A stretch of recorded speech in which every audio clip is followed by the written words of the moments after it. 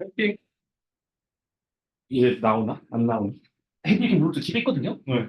근데 왜 안 써요? 아, 집에 있으니까 집에 있는 걸 들고 오셨잖아요. 그거 따로 있어요. 두 개 있어요, 헤비링. 이게 돼요? 아니 이게 뭐 되긴 해요. 뭐예요 이게? 아, 근데 진짜 개꿀 치하거든요. 용인은 하지만, 우선은 햇빛 블루투스 버스 절대 사지 마세요. 그래요? 저 블루투스 진짜 멍청하게 들려요, 여기. 이미 해킹 못 써요. 좀 귀엽다. 햇빛이 그럼 변태들이랑 쓴 거예요? 뭐, 잊어봤어요? 빔도 안 쓰고. 이미 빔 써야지 쓸만하지, 이게.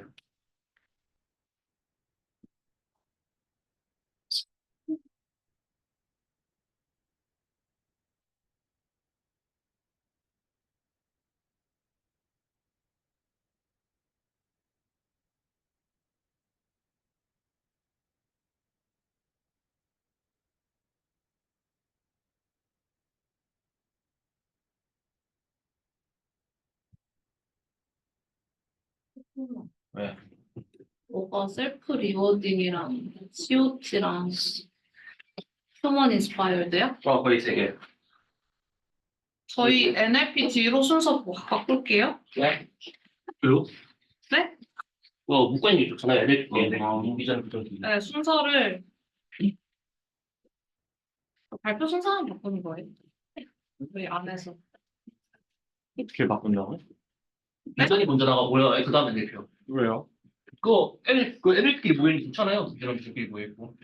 NLP 한 명 아니에요? 아니에요. 제가 승환이 아, 자리에 맞다. 가가지고 아, 소영님께 좀 기니까 저요? 저 안긴데요?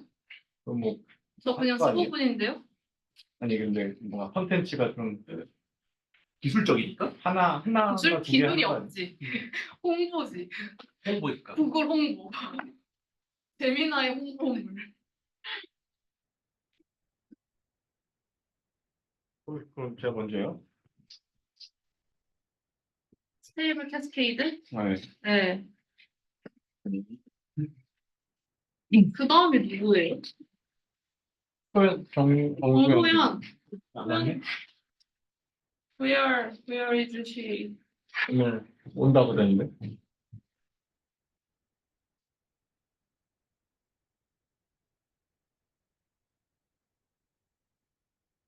네.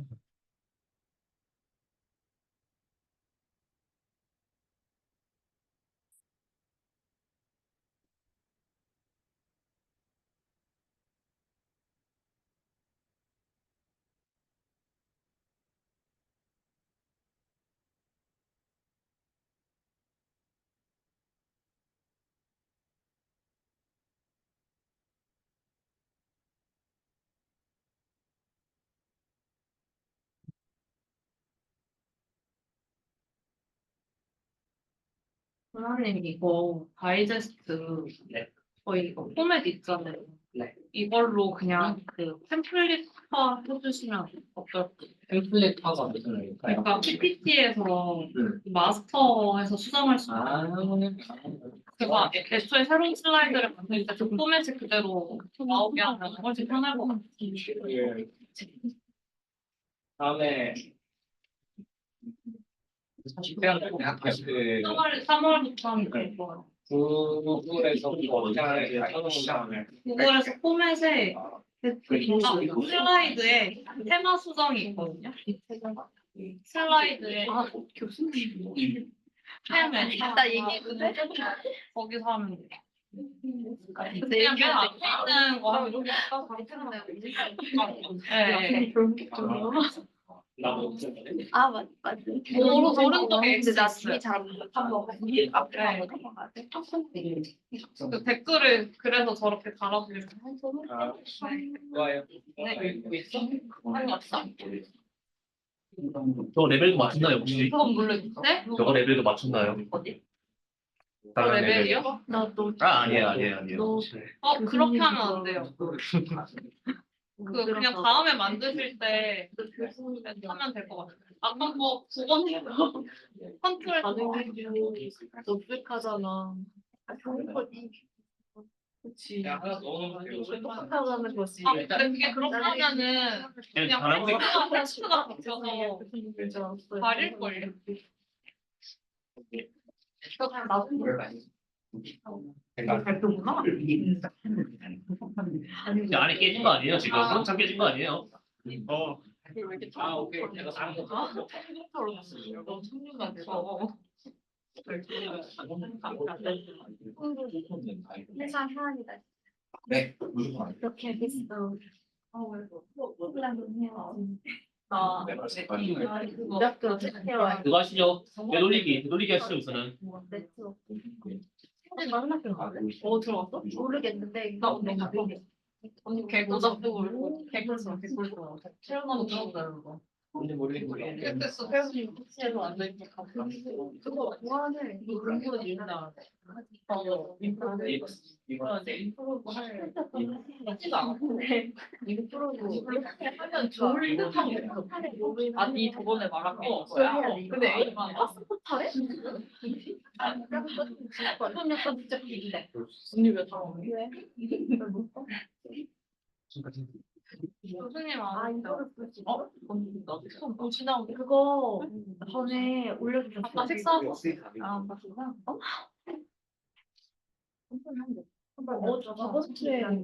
저번 주에 있었는데. 헬스케어 왜요? 왜요? 오늘 어떻게 들었어? 아니. 시금치? 교수님 그거 캠키라길래 못 잡고 야, 우리 이번 주 우리 휴식도 안 하는데 뭐 캠키 하는지 말던지 아니, 바꿔서 그때 이상해. 가다가 거의 출석 빡대 잘안 돼. 그래, 너 빡센 거 이상해. 9시 반에 9시 나 이거 맨날 안 해. 그래, 이런다니까. 나는 근데 하고는 잘 몰랐어. 예전부터 짜증나. 40분 만에 하는 거 아무도 무려 이게. 또 이러고 이거 처음에 잘 안 하면 잘 못하면 계속 틀리다. 아 진짜? 어디? 혹시 원래 알고 서울캠 오늘 들어오는데 아, 거기에 그 진짜 거기 같이 할 사람들 사람은 이게 세비가 근데 네이버 택시가 어디까지 가야지? 뭔 소리야 그게 야 채널 자리 비우는데 원래 나도 이게 처음이야. 아니 이따가 좀 맛있다 내가 보면 내가 부족하고 누구에게 많이 아니 내 걸로 하자고 이게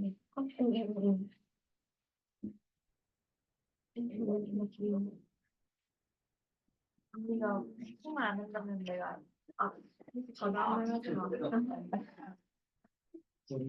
다행이다. 그 발표 자료는 제가 공지에 올린 거 맨 첫 번째 줄에 다이제스트 발표 자료 있으니까 참고하시면 될 것 같고, 그러면 저기 화면 위에 보고 15분 맞춰서 대부분 발표해 주시면 될 것 같습니다. 별님. 진짜 언니 근데 그래서 제가 오늘 처음 들고 온 스테이블 캐스케이드라는 논문이고요. 뭐 논문이라기보다는 그 모델이고요. 스테빌리티 AI에서 발표를 했고, 이게 뭐 3일 천하 같은 그런 일화가 있어요. 이제 12월 12일에 공개가 돼서 사람들이 와 이거 쩐다 하고서 다들 몰렸는데 3일 뒤에 오픈 AI에서 그 소라를 이렇게 내보내가지고 뭐 하는 뭐 태스크는 다 다른 모델인데 좀 이렇게 인기를 뺏겼습니다. 그래서 이게 뭐 텍스트 이미지 디퓨전 모델이고요. 뭐 이피션트한 아키텍처, 뭐좀 이렇게 로우 코스트로 생성을 해보자 이런 네, 모델입니다. 그리고 이거의 기반 기술은 요 독일어 버르셴 뭐 그런 발음이에요. 그런 그 아키텍처에서 가지고 왔고요. 그리고 이게 이름에 캐스케이드가 들어가 있는데 캐스케이디드 디퓨전이라는 게 있었어요. 근데 그것과는 다른 방식입니다. 그래서 이게 뭘 하는 거냐? 캐스케이드니까 뭐 이렇게 모델이 여러 개 있을 거 아니에요. 또 이게 원래는 저희가 2개의 모델로 LDM이란 또는 스테이블 디퓨전이라는 걸 학습을 했죠. 그래서 스테이지 A라고 하는 이 레이턴트를 이미지로 바꿔주는 그 VAD 코더가 있고요. 스테이지 B가 이제 디퓨전 모델이죠. 디퓨전이 이제 노이즈를 어떤 유의미한 레이턴트로 바꿔주는 그런 모델이 있었는데 스테이지 C를 하나 추가해 줍니다. 그래서 얘는 뭔가 텍스트에서 또 다른 레이턴트를 만들어주는 그런 모델이고, 요 레이턴트, 그러니까 파란색 레이턴트라고 할게요. 파란색 레이턴트가 기존 LDM 같은 아키텍처의 컨디션으로 들어가면은 조금 더 리치한 컨디션을 줄 수 있다. 이런 컨셉입니다.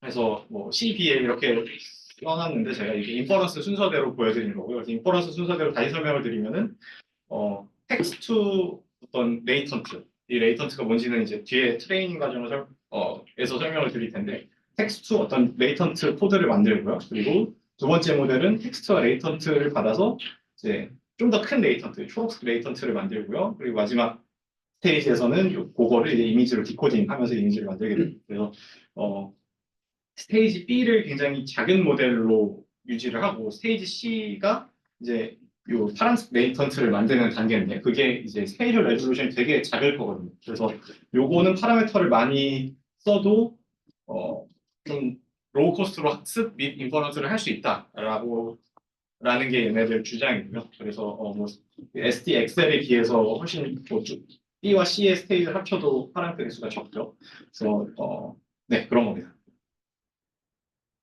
네, 그래서 뭐 아까 이 베르셴 요 소세지라는 뜻인데, 소세지 요 논문에서는 트레이닝 타임과 인퍼런스 타임을 모두 다 줄였다 뭐 이런 취지의 논문인데, 요 스테이블 캐스케이드 그 블로그에서는 뭐 트레이닝 타임에 대한 얘기는 없고 인퍼런스 타임이 굉장히 줄었다라고 이렇게 설명을 하고 있습니다. 그래서 이거를 정확히 어떻게 학습하는 거냐 그러면은, 다시 이제 학습 순서는 반대로 A, B, C 요 순서대로 학습을 하는데, A와 B는 이제 다 아시는 겁니다. A는 이제 VA 오토 인코더죠. 인코딩 및 디코딩을 해주는 그 스테이블 디퓨전에 있는 그 인코더 디코더를 학습시키는 단계고요.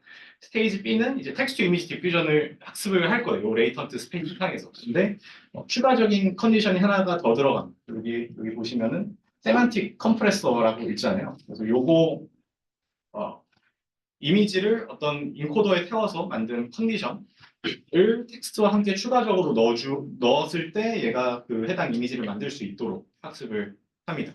그러면은 뭔가 학습을 좀 덜 해도 여기서 어느 정도 치팅이 일어날 수 있으니까 학습이 잘 되겠죠. 근데 네, 그리고 스테이지 C는 이제 요 지금 세만틱 컴프레서로 만든 그 벡터를 만들기 위한 디퓨전을 만드는 겁니다. 그래서 여기는 일반적인 텍스트 이미지 또는 디퓨전 모델을 학습할 때처럼 노이즈를 시작해서 지금 이 세만틱 컴프레서에서 나온 그 피처 맵을 생성하도록 학습을 시키는 그런 단계입니다. 그래서 그리고 여기 쓰는 그 세만틱 컴프레서라는 그런 이미지 인코더인데, 그건 이피션트넷 2에서 스몰 버전을 사용했다고 하긴 하는데, 저희가 이 이피션트넷 2라는 것도 좀 오래된 논문이에요. 그래서 뭐 저희가 알고 있는 그 같은 프리트레인드 모델일지는 모르겠지만은 뭐 일단 그런 작은 모델을 썼다고 합니다. 그래서 얘의 포인트는 SDXL하고 비슷한 성능을 보이면서 인퍼런스 속도를 줄였다 요거고요. 그리고 또 한 가지 이게 이피션트한 방식이 이제 어디서 또 드러나냐 하면은, 이제 디퓨전이니까 스테이블 디퓨전류니까 컨트롤 넷이나 뭐 로라, 어댑터 이런 거 붙일 수 있잖아요. 근데 이거를 이제 전체 모델에다가 할 필요 없이 아까 그 되게 로우 레졸루션에서만 하던 그 스테이지 C에서만 파인 튜닝 및 뭐 어댑터 붙이기 이런 거를 해도 충분하다고 합니다. 그래서 컨트롤 넷 같은 거를 좀 비교적 로우 코스트로 붙일 수 있다. 또 얘네의 컨트리뷰션. 그래서 뭐 요런 결과물들을 이렇게 보여주고요. 여기 그 블로그에서는 그 스테이블리티 AI가 홍보한 그 장점은 아닌데, 그냥 제가 이렇게 레딧 같은 거 돌아다니면서 본 거로는 텍스트 생성을 굉장히 잘한다고 합니다. 그래서 뭐 여기 있는 게 뭐 bread made out of bread 뭐 이런 식으로 다 한 건데요. 그래서 뭐 이런 글자 만드는 걸 원래 스테이블 디퓨전은 굉장히 못하는데 얘는 좀 잘 하더라라는 그런 부수적인 효과까지 있는 것 같습니다. 그 두 번째 모델은 플레이그라운드 버전 2.5라는 거고요. 이거를 고른 이유는 그리고 요게 좀 인기를 끌었던 이유가, 얘는 라이센스가 상업용 라이센스로 되어 있습니다. 스테이블 디퓨전 파인 튜닝 뭐 이런 식으로 해가지고 공개한 모델이 아니라 처음부터 자기네들이 스크래치로 학습을 시켜서 뭐 너희들이 이거를 뭐 상업적으로 쓸 수 있다라고 공개한 모델이라서 사람들이 좀 주목을 하고 있고요. 그리고 버전 1, 2는 우리가 들어본 적이 없는데 왜 갑자기 2.5냐라고 생각을 하실 수도 있는데 23년 3월에 버전 1이 나왔는데 뭐 요거는 그렇게 인기가 없었고요. 그리고 작년 12월에 나온 버전 2가 되게 이렇게 사람들이 좋아해가지고 왜냐하면 2부터는 이제 SDXL 모델을 자기네들이 스크래치로 학습시킨 거거든요. 그래서 성능이 꽤 좋다 해서 2달 뒤 지금 이제 몇 가지 좀 수정 사항을 붙여가지고 2.5를 이제 드디어 그 논문 같은 거와 함께 공개를 한 겁니다. 그래서 되게 큰 회사인지는 모르겠는데 애들 블로그에 이렇게 막 홍보를 했어요. 방금 자기네들이 이렇게 요즘 뜨고 있다. 보시면은 스테이블 캐스케이드 방금 전 제가 설명드린 논문이죠. 여기서 우리와 비교를 해줬다. 뭐 이런 거를 이렇게 자기는 잘한 것처럼 이렇게 써놨습니다. 결과 사진들은 이런 건데 근데 얘들이 예. SDXL을 저기 파인 튜닝 했는 거예요? 아니면 뭐 SDXL이 어떤 관계가 있는 거예요? SDXL의 아키텍처만 갖고 스크래치로 학습을 했습니다. 왜냐하면 파인 튜닝을 하면은 아마 뭐 상업적으로 공개를 여전히 못할 것 같은데 자기는 스크래치부터 학습했으니 뭐 데이터를 어떻게 모았는지 모르겠지만 했으니 써라 이렇게 공개를 해준 것 같습니다. 그래서 SDXL의 관점을 보완하는 파인 튜닝을 한 모델이라고 적혀있는 게 조금 다른 거예요. 네, 그게 이제 여기 4가지 항목인데요. 이거는 세 가지 항목인데요. 네, 요것도 설명을 드리겠습니다. 그래서 사실은 되게 별거 아니고요. 근데 요 첫 번째 Enhanced Color and Contrast 요거만 뭔가 조금 신기한 점이 있어서 제가 좀 자세히 설명드리고 나머지 2개는 휘리릭 넘어가도록 하겠습니다.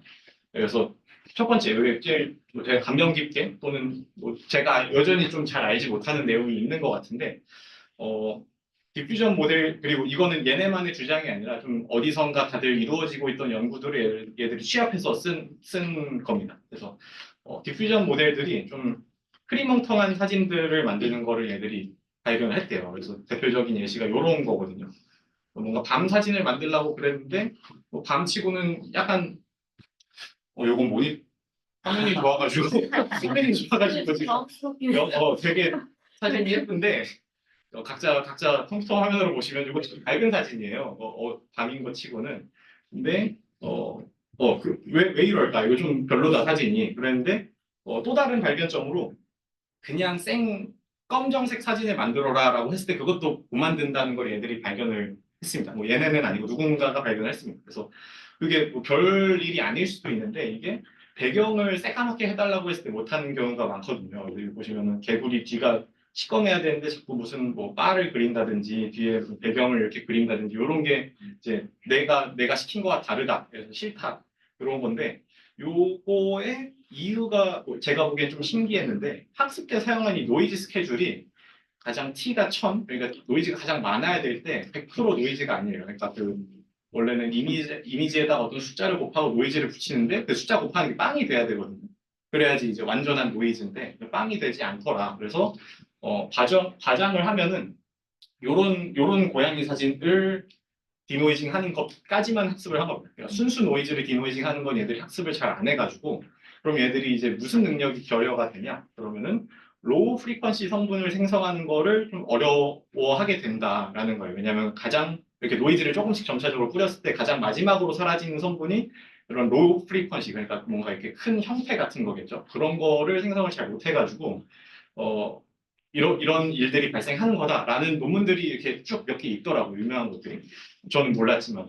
그래서 이렇게 참고 자료를 제가 이렇게 적어놓은 건데 요거는 뭐 다른 스터디에서 좀 다루면 좋을 것 같고요. 네, 그래서 요거를 뭐 바꾸기 위한 트릭들이 몇 개 있는데 걔네들은 그 중에 하나를 썼다에 불과하긴 합니다. 요 논문은. 그래서 이런 걸 했더니 명암비가 굉장히 뛰어난 사진들, 굉장히 어두운 영역과 굉장히 밝은 영역이 좀 공존하는 그런 사진들을 만들 수 있게 되었고 그게 미적으로 훌륭하다 이런 겁니다. 그래서 뭐 제가 처음에 생각했을 때는 그냥 뭐 그런 데이터로 파인튜닝 한 건가 아닌가 싶었는데 그런 것보다 조금 뭔가 의미 있는 파인딩들이 있어가지고 좋았고요. 그 다음부터는 이제 정말 그냥 파인튜닝 했다 정도입니다. 이게 SDXL이 멀티 에스펙트 레이셔가 된다고 하는데 뭐 이게 데이터 임밸런스가 너무 심해가지고 생각보다 그렇게 잘 안 된다. 그래서 자기네들은 알려주진 않지만 이러이러한 뭐 데이터를 잘 모아가지고 굉장히 골고루 모든 에스펙트 레이쇼에서 골고루 학습을 해서 이제 이쁜 사진들이 나온다인데 이쁜 사진들이 정확히 뭐냐면은 이게 지금 4:3 사진들이거든요. 4:3 사진에서 뭔가 사람 하나만 만들고 싶은데 둘이 자꾸 나온다든지 뭐 물체가 2개가 나온다든지 이런 이슈들이 좀 없어졌다고 합니다. 또 그 노이즈 스케줄링 관련해가지고는 그냥 어쨌든 디폴트로 사용하고 있던 노이즈 스케줄러 자체에 어떤 결함이 있었다는 말씀이신 거죠? 네네. 근데 그게 유명한 모든 것들이 결함이 있었다는 아니고 그냥 스테이블 디스플레이를 사용했던 그 학습 때 사용했던 인퍼런스랑 또 다른 학습 때 사용했던 그 노이즈 스케줄이 잘못됐다. 그리고 요 마지막의 트릭은 이제 휴먼 프레퍼런스 얼라이먼트라고 이제 사람들이 조금 더 예민하게 보는 사람의 얼굴 관련된 그런 특징들을 좀 파인 튜닝 하겠다인데 이게 뭐 RLHF 같은 거를 썼으면 좀 팬시했을 텐데 그 EMU, MU 요 논문에서 주장하는 게 RLHF 되게 복잡하고 어려운데 그러지 말고 그냥 굉장히 소수 정예의 파인 튜닝을 하면은 잘 된다라는 논문이거든요. 그래서 얘네들도 그렇게 했습니다. 그래서 자기네들이 데이터 더욱 잘 선별해가지고 그냥 슈퍼바이스 파인 튜닝을 했더니 성능이 아주 훌륭하더라. 그래서 플레이그라운드 2.5는 끝이고요. 아마 뭐 과제 같은 거 하실 때 좀 쓸모가 있을지도 모르겠네요. 왜요? 그냥 뭐 그 회사한테 줄 때는 뭐 물론 저희는 연구 목적으로 하니까 상관없지만 그 회사한테 도움이 된다는 측면에서는 이런 모델을 써도 되지 않을까. SDXL보다 더 나아서? 아니 상업적인 라이선스가 있어요. 아, 네. 시간이 많이 없는데 SDX 라이트닝입니다. 그래서 요거는 SDXL 터보의 문제점을 지적하면서 조금 더 빠른 SDXL을 만들어 보자라는 그런 디스틸레이션 논문이고요. 바이트 댄스에서 나왔고 이름이 멋있어서 고른 게 조금 더 큰 파이토치 라이트닝이 유명하잖아요. 그래서 뭐 솔직히 이런 이런 결과 원스텝, 투스텝 이런 거 봤을 때 이제 뭐가 좋은지 잘 모르겠잖아요. 저도 그렇습니다. 그래서 SDXL 터보의 문제점이 뭐냐? 그러면은 얘가 기본적으로 뭐 제가 옛날에 설명한 적이 있지만은 이제 디퓨전 모델로 이니셜라이즈된 겐을 학습시키는 거와 거의 같다고 보시면 되거든요. 그래서 겐을 학습시키려면 디스크리미네이터가 있어야 되는데 이게 그러니까 실제 리얼 이미지를 받고 리얼 페이크인지를 구분하는 모델이었습니다. 이제 터보에서는. 근데 이게 픽셀 스페이스에서 디스크리미네이션을 하니까 너무 코스트가 크다. 그래서 실제로 SDXL 터보는 하이 레졸루션이 안 되거든요. 그래서 그게 일단 문제점이고 그리고 SDX 터보가 그 뭐 100스텝, 뭐 1000스텝짜리를 바로 원스텝으로 바꾸는데 이런 모델이 너무 많이 바뀌어가지고 로라로 학습하기가 힘들다. 그러니까 로라는 이제 파라미터가 살짝 바뀌는 그런 파인 튜닝을 할 때 좀 유용한데 로라로 학습하기가 어렵다. 로라가 돼야 되는 이유는 로라가 돼야지 이거를 다른 파인 튜닝 모델에 붙였을 때 얘가 똑같이 빨라지거든요. 그런 효과를 우리가 볼 수가 없다. 그래서 해결책으로 디스크리미네이터를 이제 원래는 다이노라는 프리트레인드 모델을 썼는데 디퓨전 모델을 갖다가 썼다고 합니다. 그러니까 디퓨전 모델이라고 하는 게 저희 스테이블 디퓨전에 있는 그 디퓨전 모델을 썼다는 거고요. 그래서 이러면 레이턴트 스페이스 상에서 그러니까 이 디퓨전 모델을 약간 그 리얼 페이크 클래시파이 하는 모델로 바꿔야겠죠. 그 정도 바꾸기만 해주면은 레이턴트 스페이스에서 이제 리얼인지 페이크인지를 알아낼 수가 있고 네, 그게 하나고요. 그럼 이제 하이 레졸루션까지 우리가 학습을 할 수 있게 되고요. 그리고 요거 터보는 한 번에 바꿨거든요. 1000스텝짜리를 원스텝으로. 근데 이걸 프로그레시브 디스틸레이션이라는 기법이 있습니다. 그럼 이거는 이제 학습을 점차적으로 하는 거예요. 절반씩 줄이는 학습 방법이거든요. 그러니까 처음에는 뭐 128스텝으로 시작한다 그러면 그거를 64로 줄이고 뭐 32로 줄이고 쭉쭉 가서 1까지 만드는 그런 방식으로 하면은 요 각각 절반씩 줄이는 거는 로라로 학습이 된다고 하더라고요. 그래서 요 로라들을 다 더하면은 그 128스텝을 원스텝짜리로 바꿔주는 그런 로라를 얻을 수 있다. 그래서 이런 두 가지 두 가지 장점들을 세웁니다. 근데 기본적으로 그 디스틸레이션 논문이어가지고요. 성능이 SDXL보다 더 좋아지지는 않고요. 그래서 보여주는 사진들도 자기네들이 스텝 수를 줄였을 때도 이렇게 퀄리티가 유지가 된다. 이런 정도로 봐주시면 될 것 같습니다. 그래서 근데 저도 이거는 처음 알았는데 그 SDXL 터보가 뭐 고해상도를 잘 못하더라고요. 그래서 네, 그런 뭐 그런 사실 치명적인 문제인 SDXL 고해상도에서만 잘 되는 모델이라서 치명적인 문제이기 때문에 뭐 이런 좀 뭐 요거 말고도 많은 좀 더 잘 디스틸레이션 된 논문 뭐 모델들을 쓰는 게뭐 좋을 것 같다는 생각이 들었습니다. 네, 이게 제가 준비한 전부이고요.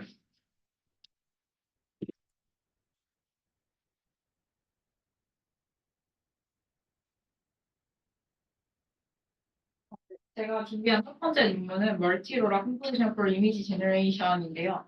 시간 지적을 해야 아,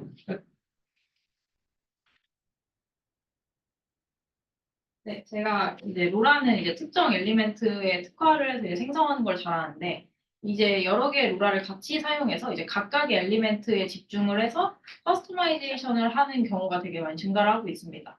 그런데 이렇게 되면은 이제 로라를 여러 개를 같이 사용을 하게 되는데 기존에 이제 지금 사용하고 있는 방법들은 이제 웨이트 매니플레이션이라고 해서 단순히 웨이트를 줘서 이제 로라를 더해줘가지고 그 썸을 해서 웨이티드 썸을 해서 사용을 하고 있는데 이러한 방법은 이제 복잡하고 좋은 퀄리티 이미지를 생성하는 데 어려움이 있다고 합니다.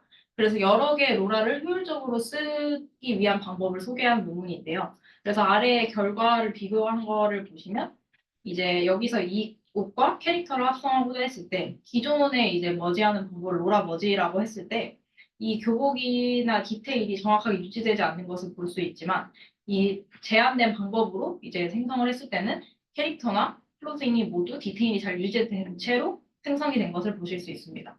그리고 리얼리스틱 스타일 외에 이제 애니메이션 스타일도 이제 실험을 했는데 여기서는 햄버거와 그 배경에 있는 대나무와 이 캐릭터들을 합성을 했는데 로라 머지 같은 경우에는 이 캐릭터가 갑자기 앞머리가 생기게 되면서 조금 캐릭터의 특성이 달라진 것을 볼 수 있고 여기서는 이제 되게 작은 이미지지만 이거 확대해서 보면 퀄리티가 굉장히 좋지 않은 이미지가 생성된 것을 알 수 있습니다. 하지만 이제 제한된 방법으로 이제 로라를 사용하게 되면 이 캐릭터의 특성을 그대로 살리면서도 오브젝트와 백그라운드가 잘 반영된 것을 보실 수 있습니다.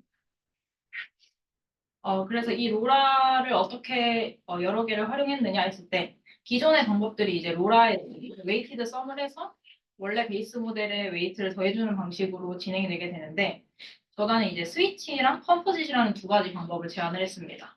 그래서 로라 스위치는 말 그대로 한 번의 타임 스텝에 딱 하나의 로라만 액티베이션을 하고 이거를 이제 프리디파인된 어느 정도의 타임 스텝만큼 그 로라만 액티베이션이 되고 그 타임 스텝이 지나면 이제 다음 로라가 액티베이션이 되는 이런 시퀀셜하게 해당 하나의 로라만 액티베이션 되도록 하는 방법을 로라 스위치라고 합니다. 그래서 똑같이 웨이트를 이제 해서 더해주게 되는데 딱 하나의 그 로라만 액티베이션 되는 것이 특징입니다. 그리고 두 번째로 제시한 이제 컴포짓은 머지랑 비슷하게 모든 로라를 한 번의 타임 스텝에서 다 쓰는 방법인데요. 여기서는 이제 그 해당 타임 스텝에서 결과를 만들 때 그 클래시파이어 프리 가이던스의 아이디어를 착안해서 이제 그 로라가 더해진 모델에 대해서 컨디셔널 이미지를 다 생성을 한 다음에 그거에 대해서 이제 클래시파이어 가이던스와 똑같이 작동을 하도록 하고 이제 웨이티드 썸을 하고 이걸 K로 나눠준 것을 이제 아웃풋으로 놓게 됩니다. 그래서 결과를 이제 이밸류에이션을 하게 됐는데 여기서는 제가 봤던 것들과는 조금 다르게 GPT-4V라는 것을 이용을 해서 이밸류에이션을 했더라고요. 그래서 이미지를 넣어주고 이밸류에이션 프롬프트나 뭐 이밸류에이션 기준 그리고 포맷 같은 걸 넣어주면 GPT-4V가 이거에 맞춰서 이와 같이 이제 결과를 뱉어주는데 여기서 이제 기존에 많이 사용했던 클립 스코어보다 오히려 여기서 유저 스터디도 같이 진행을 했었거든요. 그러한 유저 스터디랑 비교를 했을 때 우리가 제안한 이 GPT-4V로 이밸류에이션 한 것이 오히려 이 사람이 평가하는 것과 비슷한 코릴레이션, 포지티브 코릴레이션을 가지기 때문에 오히려 조금 더 신빙성 있는 결과다라는 것을 보여주고 있고요. 그래서 GPT-4V를 활용을 해서 점수를 매겨서 퀄리티를 비교해본 결과 로라의 개수가 더 많이 쌓일수록 이 제안한 방법, 로라 스위치와 이 로라 컴포짓이 훨씬 더 좋은 결과를 보임을 알 수 있었습니다. 네, 그리고 이제 제가 소개할 두 번째 논문은 뉴럴 네트워크 디퓨전인데요. 이 논문은 이제 LDM을 이용해서 뉴럴 네트워크 이제 파라미터를 생성하는 태스크를 하게 됩니다. 이제 파라미터를 생성한다는 태스크가 되게 흔치 않은 태스크라고 생각을 했고, 허깅 페이스 데일리 페이퍼에서도 이러한 태스크가 되게 새롭다고 여겨져서 포트를 80개 이상 받은 되게 핫한 논문이어서 소개시키고자 이제 소개해드리고자 가져왔습니다. 그래서 일단 모티베이션은 이런 포워드와 리버스 프로세스를 가지고 있는 디퓨전 베이스 이미지 제너레이션이랑 저희가 이제 뉴럴 네트워크에서 하는 이런 SGD를 활용한 옵티마이제이션과의 공통점인데요. 우선 이 리버스 프로세스와 SGD 옵티마이제이션을 보시면 이 랜덤 노이즈랑 랜덤 이니셜라이제이션 된 웨이트를 하이 퀄리티 이미지와 이 하이 퍼포밍 파라미터라는 이제 특정 디스트리뷰션으로 트랜지션 한다는 공통점이 있고, 두 번째로 포워드 프로세스와 이 에딩 노이즈라는 것을 비교를 해보았을 때 이 포워드 프로세스는 그 이미지에 노이즈를 계속 더해서 완전한 이 단순한 가우시안 디스트리뷰션을 가진 노이즈로 이제 디그라데이션을 하게 되는데, 이 모델에도 그 파라미터에도 노이즈를 계속 더해주게 되면 결과적으로는 이제 단순한 어떠한 분포로 디그라데이션하는 것을 볼 수 있게 됩니다. 그래서 이러한 두 개의 공통점에서 착안을 해서 그렇다면 디퓨전으로 뉴럴 네트워크의 파라미터를 생성해 보는 건 어떨까로 이제 시작을 하게 됩니다. 그래서 굉장히 심플한 방법으로 학습을 해서 파라미터 제네레이션을 하게 되는데요. 여기서 일단 인풋 파라미터를 어떻게 구하냐고 했을 때 SGD를 사용을 해서 스크래치로 트레인을 하게 되고, SGD가 이제 하나의 샘플마다 모델을 계속 업데이트를 하게 되고, 여기서는 이제 디폴트로 사용한 거는 200개의 트레이닝 샘플이기 때문에 200개의 트레이닝 샘플을 사용해서 그 모델의 이제 서브셋 파라미터만 가지고 오게 되거든요. 그래서 서브셋 파라미터만 업데이트하고 나머지는 픽스를 한 채 200개의 트레이닝 샘플을 이용을 해서 SGD를 사용을 해서 학습을 하게 됩니다. 그래서 이제 SGD니까 마지막 에폭에서 그 200개 모델, 이제 200개 샘플이니까 200번의 모델이 변화가 있는데 그 200개 모델을 다 세이브해서 그걸 인풋 파라미터로 활용한다고 합니다. 그래서 이 인풋 파라미터를 이제 오토 인코더에 넣어서 이걸 리컨을 하도록 학습을 하고 있고요. 그래서 여기서 나온 이 인코더에 이제 이 인풋 파라미터를 다시 리컨하도록 레이턴트 레프레젠테이션을 학습을 하게 되는데, 이때 학습된 인코더에서 나온 레이턴트 레프레젠테이션은 이 파라미터 제네레이션 과정에서 다시 사용이 되게 됩니다. 그래서 원래 기존의 파라미터를 그대로 사용하게 되면 디멘전이 너무 크기 때문에 레이턴트 스페이스에서 다루고자 해서 LDM을 사용했다고 했고요. 이 인코더를 통해 나온 이 레이턴트 리프레젠테이션을 과 유사한 그 레이턴트를 만드는 이제 디퓨전 모델을 학습을 하게 됩니다. 그래서 인퍼런스에서는 랜덤 노이즈를 LDM에 넣어주면 레이턴트를 만들게 되고, 레이턴트가 여기서 학습을 했던 디코더에 넣어주면 이제 파라미터가 생성되는 간단한 프로세스로 이제 파라미터를 만들 수 있게 됩니다. 그래서 결과표를 가져왔는데 되게 복잡하지만 세세하게 보실 필요는 없고, 이 경향이 원래 이 pdiff, 여기가 오리지널 모델, 이제 앙상블 모델 pdiff인데요. pdiff가 이제 저자가 제안한 방법으로 이제 학습한 모델입니다. 그래서 오리지널 모델과 앙상블 모델과 비교를 했을 때 pdiff가 거의 똑같은 결과를 뱉거나 오히려 그 이상의 결과를 뱉고 있다라는 것을 말을 하고 있고, 그리고 메모리 문제 때문에 모든 파라미터를 다 생성하는 게 조금 어려워서 서브셋을 가지고 와서 이렇게 실험을 했었는데, 되게 조그만 모델로 일단 가능한 그 자그마한 모델을 전체 파라미터를 생성하는 실험도 진행을 해보았을 때 오리지널이나 앙상블 모델보다 성능이 더 좋다. 그래서 사실 이제 클래시피케이션이다 보니까 성능 차이가 되게 막 몇 퍼센트 되게 엄청 많지는 않지만 클래시피케이션이다 보니까 이제 0. 몇몇 퍼센트 차이로도 되게 크게 요즘은 작용을 하고 있어서 그런 점에서 이제 좋은 성능을 보여줬다라고 말을 할 수 있습니다. 그리고 이렇게 디퓨전을 통해서 뉴럴 네트워크 파라미터를 생성을 했는데 이 파라미터가 단순히 원래 오리지널 모델들과 똑같으면 별로 의미가 없잖아요. 그냥 오리지널 모델 갖다 쓰면 되는데 왜 쓰냐 이런 말이 나오니까 저자는 그래서 이런 그 디퓨전으로 만든 뉴럴 네트워크 파라미터가 기존에 있는 뉴럴 네트워크의 파라미터와 조금 다르게 행동하는, 뭐 다르게 영향을 미치는 쪽으로 하이 퍼포밍을 할 수 있도록 좀 할 수 있도록 의도를 했다고 합니다. 그래서 이 시밀러리티를 비교를 하는데 제가 그 200개의 샘플을 써서 200개의 모델을 얻었다고 했잖아요. 그래서 200개의 모델에 대해서 각각 이제 프레딕션을 뵙게 되고 그 프레딕션 간의 IOU를 비교해 보았을 때 IOU를 시밀러리티로 생각을 하면 시밀러리티에 대해서 이 P-diff가 가장 낮은 시밀러리티를 가지는 것을 볼 수 있습니다.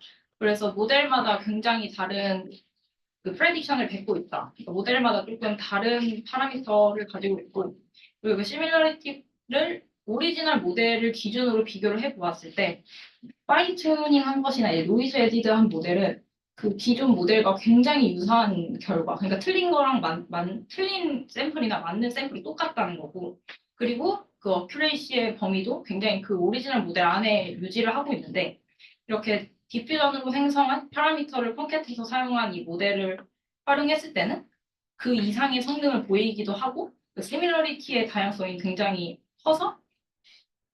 크다라는 것을 보여주고 있습니다. 그리고 또한 이 티즈니를 통해서 본 레이턴트 리프레젠테이션도 이 오리지널 모델이나 뭐 거기에 에딩 노이즈를 한 모델과 다른 분포를 보이고 있음을 알고 있습니다. 그래서 단순히 디퓨전을 통해서 뉴럴 네트워크의 파라미터를 제너레이션하면 기존의 모델 오리지널 뉴럴 네트워크와는 다른 관점에서의 약간 하이 퍼포밍을 할 수 있는 그런 뉴럴 네트워크를 만들 수 있다라는 것을 보여주고 있습니다. 그 궁금한 건데요. 네. 결국 마지막에 말씀해 주신 게 네. 디퓨전으로 만들어 놓은 이 파라미터 세트는 서로 시뮬레이티가 좀 떨어지니까 좀 디스팅트한 것 같다 이 말씀이신 것 같은데 그러면 혹시 그런 건 없었나요? 논문에 P-diff 가지고 앙상블 하는 거. 그게 가장 영상으로. 네, 그게 딱 제격인 것 같아서 사실 아, 그게 없었겠네. 그리고 제가 마지막으로 소개드린 부분은 비디오 프리즘이라고 구글 리서치에서 발표한 비디오 파운데이션 모델이라서 이제 궁금해서 이제 읽어보고 소개드리고자 해서 가져왔어요. 그래서 파운데이션 모델을 구축하는 만큼 비디오 텍스트 페어 데이터셋이랑 비디오 온리 데이터셋을 구축을 해서 학습을 했고요. 이 스테이지 1과 스테이지 2로 이루어지는데 스테이지 1에서는 이제 써 있는 것처럼 비디오 텍스트 페어를 이용해서 학습을 했고 스테이지 2에서는 비디오 온리 데이터셋을 활용을 해서 학습을 했습니다. 그래서 우선 비디오 인코더를 통해서 비디오 인코더를 통해서 나온 이제 아웃풋을 풀링을 하게 되면 그거에 대한 글로벌한 시멘틱 인베딩이 나오게 되는데 이 텍스트 인코더도 이제 동영상을 표현하는 텍스트는 이제 텍스트의 전체적인 정보를 다 담고 있는 그런 의미를 가지고 있으니까 이것이 텍스트 인코더를 통과해서 나온 인베딩과 둘이 이제 유사해지도록 컨트라스티브 러닝을 해서 시멘틱한 글로벌 인베딩이 잘 학습이 되도록 이제 비디오 인코더를 학습을 하게 됩니다. 그리고 이제 스테이지 1에서 학습된 비디오 인코더를 스테이지 2에서 이제 프리즈에서 사용을 하게 되고요. 비디오 프리즘이라는 이제 진짜 여기서 말하고자 하는 이제 파운데이션 모델은 여기서 이제 스테이지 1에서 학습됐던 비디오 인코더로 이니셜라이제이션이 되게 됩니다. 그래서 마스크드 인풋을 받게 되고 그 마스크드 인풋이 통과해서 나온 이 토큰들이 생기게 되는데 이 토큰이 디코더를 통과하고 또 풀링을 하게 되면 이것도 이제 또 하나의 글로벌한 이제 시멘틱한 정보를 가지게 되기 때문에 이 전체 이미지를 가지고 이제 프로즌된 모델들을 통과해서 나온 이 글로벌 시멘틱 정보와 비슷하게 되도록 학습을 하다 보면 이러한 기존의 이제 스테이지 1에서 가지고 있는 비디오 인코더의 글로벌한 시멘틱한 논리지가 디스틸레이션 되도록 학습을 할 수 있다라고 말을 하고 있고 추가로 이제 이러한 디스틸레이션 외에도 이제 다시 마스크드 패치를 토큰을 합쳐서 토큰을 합치고 이제 사실 이 마스크드로 학습을 하게 되면 이 마스킹된 부분을 채우는데 모델이 그런 태스크를 수행을 하게 되는데 셔플을 하지 않으면 이제 이 마스크된 부분을 채우기 위한 태스크를 쉽게 수행하기 위해서 이 보이는 패치들을 그대로 가져와 버리는 것을 막기 위해서 우선 셔플을 한번 하게 되고요. 그 셔플하고 디코더를 나오게 되면 그 비디오 인코더가 풀링하기 전에 아웃풋과 토큰끼리 비교를 해서 토큰 와이즈로 또 놀리지를 디스틸레이션 할 수 있도록 이런 식으로 이제 비디오 프리즘이라는 파운데이셔널 비주얼 인코더를 학습을 했다고 합니다.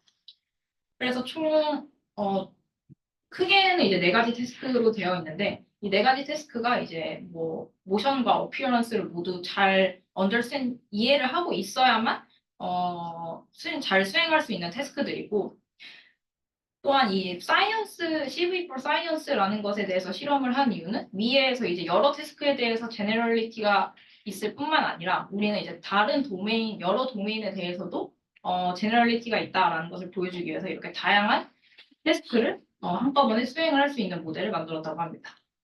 그래서 결과를 보시면 이건 이제 사용한 데이터셋이고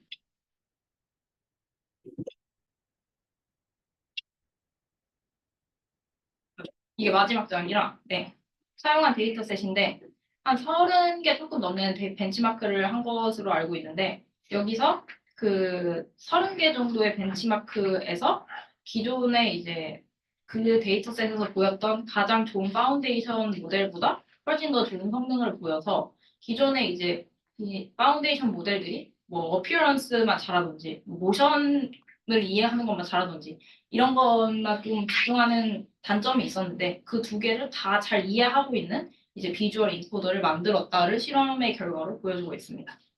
네, 제가 준비한 다이제스트는 여기까지.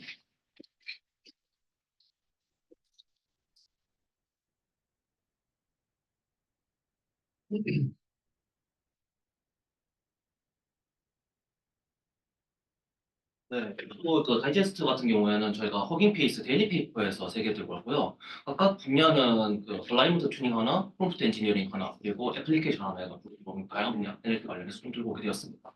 그래서 첫 번째로 들고 온 논문은 얼라이먼트 튜닝 쪽인데 이거는 선정 이유 같은 경우에는 뭐 데일리 페이퍼에서 추천수를 되게 많이 받았어요. 거의 100개 논문을 내면 몇 달에 한 번씩 논문인데 그리고 또 이게 읽어보니까 알파카라고 해서 인스트럭션 튜닝을 만든 경우 있잖아요. 거기서 만든 그 셀프 인스트럭터가 생각나가지고 들고 오게 됐습니다. 그래서 그 기본적인 아이디어 자체는 이 프리퍼런스 데이터 자체가 사람이 리워드를 제공하는 것 자체가 되게 오래 걸리고 비용도 많이 듭니다. 그래서 LLM 자체가 뭔가 이 리워드를 평가해서 프리퍼런스 데이터로 활용할 수 있지 않을까? 것이 기본적인 아이디어예요. 그래서 방법론 같은 경우에는 이 LLM 에저지라고 해서 이게 이전에 발표했었던 논문처럼 이전에 앞쪽에서 뭐 GPT-4 가지고 평가하는 게 있었잖아요. 그런 식으로 GPT 가지고 평가하는 논문의 근본이라고 생각하시면 좋을 것 같습니다. 그래서 그런 방법론들을 좀 제시하면서 실제로 인간과 얼마나 얼라이먼트가 맞는지 그런 것을 좀 조사한 논문이라고 생각하면 좋을 것 같은데 여튼 그 방법론대로 그냥 말 그대로 LLM에게 물어가지고 프리퍼런스를 점수를 매기겠다고 생각하시면 좋을 것 같아요. 그래서 기본적으로는 라마 2 GCP 모델을 활용해가지고 학습시켰고 그리고 시드로 저희가 하고 싶은 것은 이 프리퍼런스 데이터를 학습시키는 거지 인스트럭션 데이터 자체를 뭔가 하는 건 아니거든요. 그래서 뭐 시드로 뭔가 학습시킬 민간 인스트럭션 데이터 자체는 조금 존재한다라고 가정하고 이야기를 시작합니다. 잠시만요. 타이머를 직접 건드리는 것 같은데. 그래서 기본적으로는 이터레이티브하게 DPO 학습을 진행시키고요. 그래서 각 이터레이션을 2단계로 이루어집니다. 그래서 첫 번째는 인스트럭션 만들고 프리퍼런스 데이터를 만드는 게 첫 번째. 그리고 두 번째 단계에서는 그렇게 만들어진 프리퍼런스 데이터 가지고 DPO를 올립니다. 두 번째로 돌아갑니다.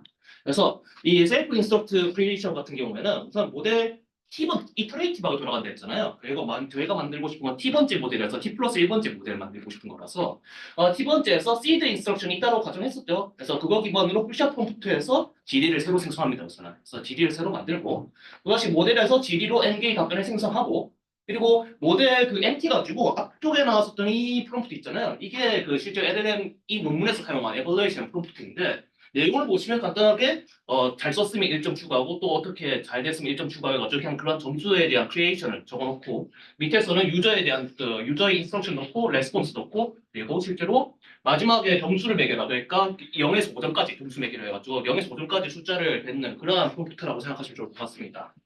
그래서 그런 식으로 이제 나온 답변까지 넣어가지고 0점에서 5점까지 점수를 매기고요.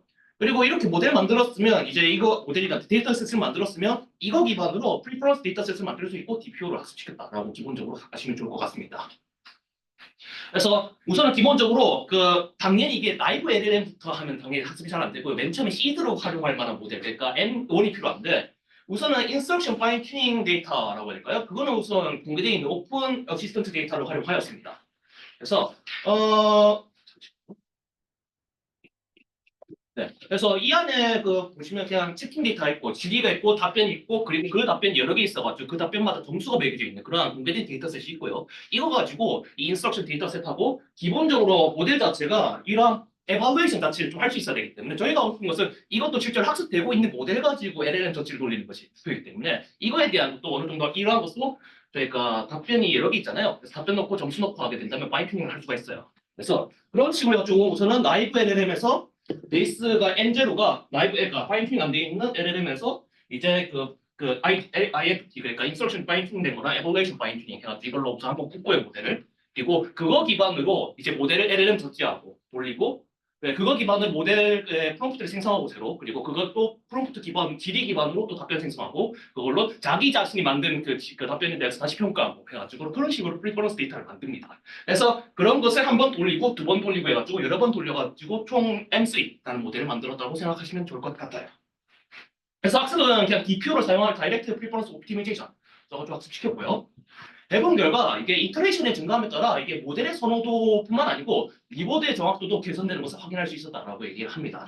그래서 왼쪽에 보시면 실제로 지금 SFT 베이스라인이 맨 처음에 학습시킨 그 모델이 SFT 베이스라인, 그러니까 슈퍼바이스 파인튜닝된 모델이라고 생각하시면 좋을 것 같고, 그래서 비교해 보면 이게 단계가 올라갈수록 이것이 좀 더 선호되는 확률이 높다는 것을 확인해 볼 수가 있고요. 그리고 그 전 단계하고 비교해도 이것이 점점 올라간다는 것을, 점점 이기는 미닝이 계속 올라가고 있다는 미닝 자체가 그러니까 50% 이상이 나온다. 네, 독하나 그냥 보통이거나 해가지고 이런 식으로 점점 모델이 개선된다는 것을 확인해 볼 수가 있었습니다. 저 위닝은 어떻게 평가하는 거예요? 이거는 GPT-4로 평가하긴 했는데 논문에는 사람이 평가한 것도 있어요. 아, 네. 이것 자체는 GPT-4가 생성한 그 젖지 자체를 GPT-4가 생성한 건 아니니까. 네. LLM 젖지로 해가지고 프리퍼런스 데이터 만드는 데는 GPT-4가 관여하지 않습니다. 그래서 밑에 있는 것은 리워드 모델이 얼마나 사람의 리워드하고 얼마나 콜릴레이션이 있었는가 비교해 보니까 이 모델이 돌아갈수록 콜릴레이션도 올라가거나 뭐 그런 얘기를 합니다. 그래서 이렇게 학습시키니까 세 번 보니까 GPT-4라든가 뭐 다른 뭐 상용 모델보다도 좋은 성능이 나온 것 같다. 그런 대충 그런 이야기가 나온 거 보시면 물론 GPT-4의 최신만큼은 안 나오지만 좀 옛날 GPT-4만큼은 안 나오지만 그래도 기존에 있는 다른 모델보다는 더 잘 나온 것 같다. 같은 이야기를 합니다. 네. 두 번째는 COT 관련 논문인데요. 선정이유 같은 경우에 이것도 추천수를 꽤 많이 나와서 81번 정도면 거의 한 몇 주에 한 번 정도 나오는 그 정도로 생각하시면 좋을 것 같습니다. 그리고 이론 자체가 되게 흥미로워가지고 되게 도발적이고 그러니까 체인 오브 도트를 리즈닝이나 프롬프팅 없이 하겠다라는 의미를 해가지고 되게 이끌리는 제목이라가지고 제가 골랐고요. 그래서 우선은 기본적인 세팅은 조정되지 않은 그러니까 인스트럭션 튜닝이라든가 뭐 RLHF라든가 그런 거 조정이 안 된 라이브 LLM에서 단순히 퀘스천 넣고 질의했을 때 이 프롬프트만으로 실험을 진행한다고 생각하면 좋을 것 같아요. 근데 그래서 이것을 COT를 생성하는 새로운 디코딩 방법으로는 제안하긴 하는데 제가 읽어본 결과 이것 자체는 그냥 COT 분석 논문에 가깝다고 생각됩니다. 그래서 관찰은 뭐냐면 이 저자가 우선은 토토큰 해가지고 하면 랭귀지 모델가 N 써놓게 되면 토큰이 디스트리뷰션이 나오잖아요. 그래서 당연히 그리디 디코딩으로 나오면 당연히 틀립니다. COT가 포함되지 않아요. 하지만 저희가 탑기를 1, 2, 3, 4 해가지고 토토큰만 달리해가지고 그게 그리디 디코딩을 해보니까 생각보다 COT 자체가 많이 나오더라. 그런 식으로 첫 번째 관찰입니다. COT가 많이 나온다고? COT 그 리스닝 패스가 많이 나오더라. 텍스트에. 그리고 리스닝 패스에 그렇게 들어갔으면 이 모델이 생성한 답안에서 이것의 콘피던스가 높다라는 얘기를 합니다. 보시면 알겠지만 그냥 생성한 것, COT 패스가 포함 안 된 것은 되게 언설티티하지만 이 답안이 포함된 것에 대해서 답안을 찍어보면 이것은 되게 콘피던스한 답들이 나온다라는 얘기를 합니다. 그래서 우선은 그 저자가 여러 가지 이걸 분석을 해보는데요. 그래서 우선 단순한 그리디 디코딩으로 텍스트를 생성하면 일반적으로 라이브 LLM은 그리디하게 하면 COT 패스를 포함하지 않는다고 합니다. 그리고 LLM 자체가 좀 그냥 라이브하게 그리디 디코딩을 하면 그냥 주어진 질문에 대해서 그냥 바로 즉각적으로 답하려는 그런 경향이 존재한다고 얘기를 해요. 그래서 뭔가 이것 자체는 뭐 저자가 생각하기에는 뭔가 간단한 문제가 사전학습이 많이 되었기 때문에 그런 문제 난이도에 대해서 뭔가 왜곡된 인식이 있을 수 있다 같은 얘기를 하지만 근데 저자가 이렇게 첫 조금만 달리해가지고 그리디 디코딩을 해보니까 흥미롭게도 뭐 COT 리즈닝 자체는 되게 많은 곳을 나타났다. 그런 패스에서 그런 얘기를 합니다. 실제로 위에 보시면 당연히 K가 이것이 가장 높았던 첫 번째 토큰에 대해서 가장 확률 높았던 거에서 계속 그레디했던 건데 당연히 틀렸지만 K가 한 9만 되더라도 지금 이런 그 리즈닝 패스가 나온다는 걸 확인해 볼 수가 있죠. 그 중간에서도 리즈닝이 포함된 결과들도 많고 그리고 공통적으로 이렇게 리즈닝 패스가 많이 들어갔으면 리즈닝 패스가 없는 것보다 이 답안에 대한 콘피던스가 거의 되게 높았다 얘기를 합니다. 그래서 지금 라이브 LLM도 뭔가 여건만 되면 그러니까 리즈닝 하고 싶어하는 욕망이 존재한다는 거죠. 답안에 대한 콘피던스는 그 토큰의 콘피던스 되는 거예요. 네, 그 토큰에 대한 컴퓨터 숫자인데 그거에 대해서 얘기를 해드리도록 할게요. 그래서 특히 COT 디코딩에 포함됐을 경우 답안 토큰에 대한 컴피던스가 매우 높아졌는데요. 그냥 이거 첫 번째로 가장 확률이 높은 단어, 그 토큰하고 두 번째로 확률이 높은 단어 이거 두 개 간의 차를 비교해가지고 컴피던스를 잽니다. 이 논문에서는. 예를 들어 답안 토큰이 600이었다 한다면 60하고 0 이렇게 토큰에 나눠줬다면 이거에 대해서 그냥 가장 확률이 가장 높았던 거랑 그 다음 높았던 거의 차를 이제 이 두 개의 토큰에 대해서 그냥 평균점 합쳐가지고 그냥 그것을 콘피던스를 치겠다라고 얘기를 하는 거죠. 평균을 쳐가지고. 근데 당연히 이거 하려면 앞쪽에 생성된 것 중에서 답안 토큰이 무엇인지 알아야 되잖아요. 이게 문제인데 그래서 답안 토큰 찾기 위해서 우선 단순하게 그 레스팅 스텝 바이 스텝이랑 유사하게 그냥 so the answer is 한 다음에 그 뒤에 나온 단어를 답안으로 생각하고 답안 찾았다고 합니다. 이때 중요한 것은 so the answer is 생성되는 것에 콘피던스를 재는 건 아니고요, 당연히. 왜냐하면 그것은 이미 바이어스가 존재하는 거기 때문에 그걸 답을 찾기 다음에 그 답이랑 매칭되는 스판을 찾아가지고 거기에 대해서 콘피던스를 쟀다라고 생각하시면 좋을 것 맨 같습니다. 끝에서 가장 가까운 애의 스팬에다가 그냥 다 찾은 것 같아요. 그냥 매칭되는 거 제가 봤을 때 전체 전체에서요. 아웃풋에서요? 그럼 그걸 다 평균을 치고요? 평균 친것 같아요. n분의 1 들어간 거면 평균인 것 같아요, 제 생각에는. 네. 저 N이 네. 앤서가 그거군요. 그래서 답이 여러 번 앞에서 나왔을 수도 있으니까요. 그게 스팬이고 네. 네. 그래서 이게 여러 가지 해보는데요. 당연히 첫 번째 토큰이 아닌 이후의 토큰에서 분개하는 경우도 생각해 볼 수가 있어요. 근데 해보니까 일반적으로 첫 번째 토큰을 달리하는 것이 다양성이 가장 좋았다고 얘기를 하고요. 다만 그럼에도 불구하고 태스크 바이 태스크로 어떤 태스크에서는 그냥 중간에 분개하는 것이 더 좋을 수 있다 하고 그냥 넘어갑니다. 이 정도만 하고. 네. 그리고 당연히 이게 셀프 컨시스턴시랑 유사하게 탑 K 저희가 K기를 뽑잖아요. 그리고 K기에서 답안이 같은 답안이 여러 개 나올 수도 있고요. 똑같은 답안이. 그러니까 600이 답안이 나면 탑 2에서도 600 나올 수 있고 탑 3에서도 600 나올 수 있잖아요. 그런 식으로 같은 앤서끼리 모아가지고 에그리게이션 할 수 있습니다. 해가지고 이런 식으로 하게 되면 답안의 안정성이 올라간다 얘기를 합니다. 그래서 그런 드는 생각이 단순히 그냥 샘플링을 통해 가지고 텍스트 제너레이션 하면 COT가 안 나올까 생각이 들 수 있는데요.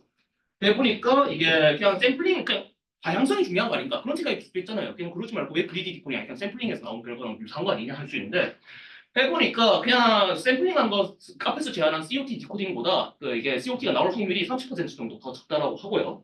이게 결국에는 샘플링을 하게 된다면 첫 번째 토큰의 확률 분포가 모델 확률 분포를 따르게 되잖아요. 그러니까 첫 번째 토큰을 샘플링하고 그리고 계속 이어지는 건데 그런 경우에는 첫 번째 토큰 자체가 애초에 틀린 경우가 많기 때문에 이것이 떨어진 경우가 많았다 얘기를 합니다. 그리고 또한 남은 토큰이 샘플되면서 잘못된 답안으로 이끄는 경우도 되게 많았다 하고요. 그래서 탐2를 활용해가지고 제가 실험을 해봤는데요. 덤으로 탐2 인스트럭션 튜닝된 것도 실험을 해봅니다. 해본 결과 COT 디코딩을 한 것이 성능이 확실하게 오른다 해가지고 COT 이렇게 프롬프트 안 쓰고도 어느 정도 디코딩을 할 수 있다 얘기인데 사실 제 생각에는 이것 자체가 뭔가 방법론적인 의미를 가진다기보다 그냥 COT가 이렇게 돌아가는 것 같다. 라이브 LLM도 COT가 디코딩 확률상에 존재한다. 이렇게 하네. 그렇다고 저는 이해를 했습니다. 그래서 이것을 방법론적 이해하는 방법론적 활용은 둘째치고요. 그리고 에그리게이션 했을 거랑 그냥 맥스 했을 때랑 해보니까 에그리게이션 하면 안정성이 올라가가지고 제로샷 그러니까 레스팅 스텝 바이 스텝 친 것보다 더 성능이 좋았다 얘기를 하고요. 네. 그리고 당연히 디코딩 패스가 많아질수록 당연히 모든 모델에서 일반적으로 성능이 오른다는 것도 확인해 볼 수가 있고요. 저 질문이 있는데요. 네. 아까 그 답안 컨피던스 재는 거 이 논문에서 제안한 건가요? 아니면 원래 있었던 그 컨피던스 측정 방법인가요? 제가 빠르게 읽어가지고 독하실 수 있는데 저는 이 논문이 제안한 거라고 받아들였습니다. 네, 알겠습니다. 감사합니다. 네, 그 다음 논문은 허깅 페이스 데일리 페이퍼에서 추천도 30일인데 30일은 한 일주일에 한 번도 나온 논문이라고 생각하면 됩니다. 그래도 되게 많은데 그냥 그런 이유는 그냥 밑에 그냥 그림이 예뻐가지고 그런 것 같습니다. 그림이 예쁘고 되게 흥분을 있는 것 같더라고요. 그림 예쁘면. 네, 작은 얘기고요. 여튼 근데 논문도 괜찮아요. 이게. 논문도 읽어보니까 괜찮았을 것 같은데 우선은 사람은 정말 인지를 대한 질의응답을 할 때 우리 쪽에서 뭐 각장에 대한 요지를 정리를 하고 그리고 질문에 대한 요지 파트 뭔가 질의가 들어왔을 때 어디 다시 읽어야 되겠다 생각을 가지고 그 파트를 다시 읽어가지고 질의응답을 많이 하잖아요. 그래서 이런 것을 한번 LLM 가지고 모사를 해보자라는 것이 기본적인 아이디어라고 생각하면 좋을 것 같습니다. 그래서 세 가지 단계로 구성이 되는데요. 첫 번째는 긴 문서가 있을 때 이것을 자르는 것부터 시작해요. 이게 자르는 것 자체가 되게 생각보다 어려운 문제입니다. 그래서 레그에서도 이 도큐먼트를 어떻게 자를까가 되게 어려운 문제인데요. 여기서는 LLM 가지고 이 자르는 거, 페이지네이션도 같이 한다고 생각하면 좋을 것 같고, 그렇게 페이지를 자르면 이제 디스팅, 그러니까 요약을 정리해가지고 각 페이지마다 만든 다음에 어떤 지리가 들어왔다? 그러면 이제 이 디스팅 요약에 찾아가지고 이 요약 이제 들고 가겠다면 이제 그 페이지를 들고 와가지고 하는 거라고 생각하면 좋을 것 같습니다. 기본적으로 비교 대상은 그래서 이건 레그예요. 레그랑 비교를 해야 돼요. 왜냐하면 저희가 하고 싶은 것은 결국에 요약문이 있을 때 요약문 보고 모델이 알아서 들고 오는 건데 사실상 이것을 레그랑 유사하게 때 실제로 베이스라인들이 레그랑 비교를 합니다. 레그라고 그러니까 리트리벌, BM25 이런 친구들이랑 많이 비교를 해요.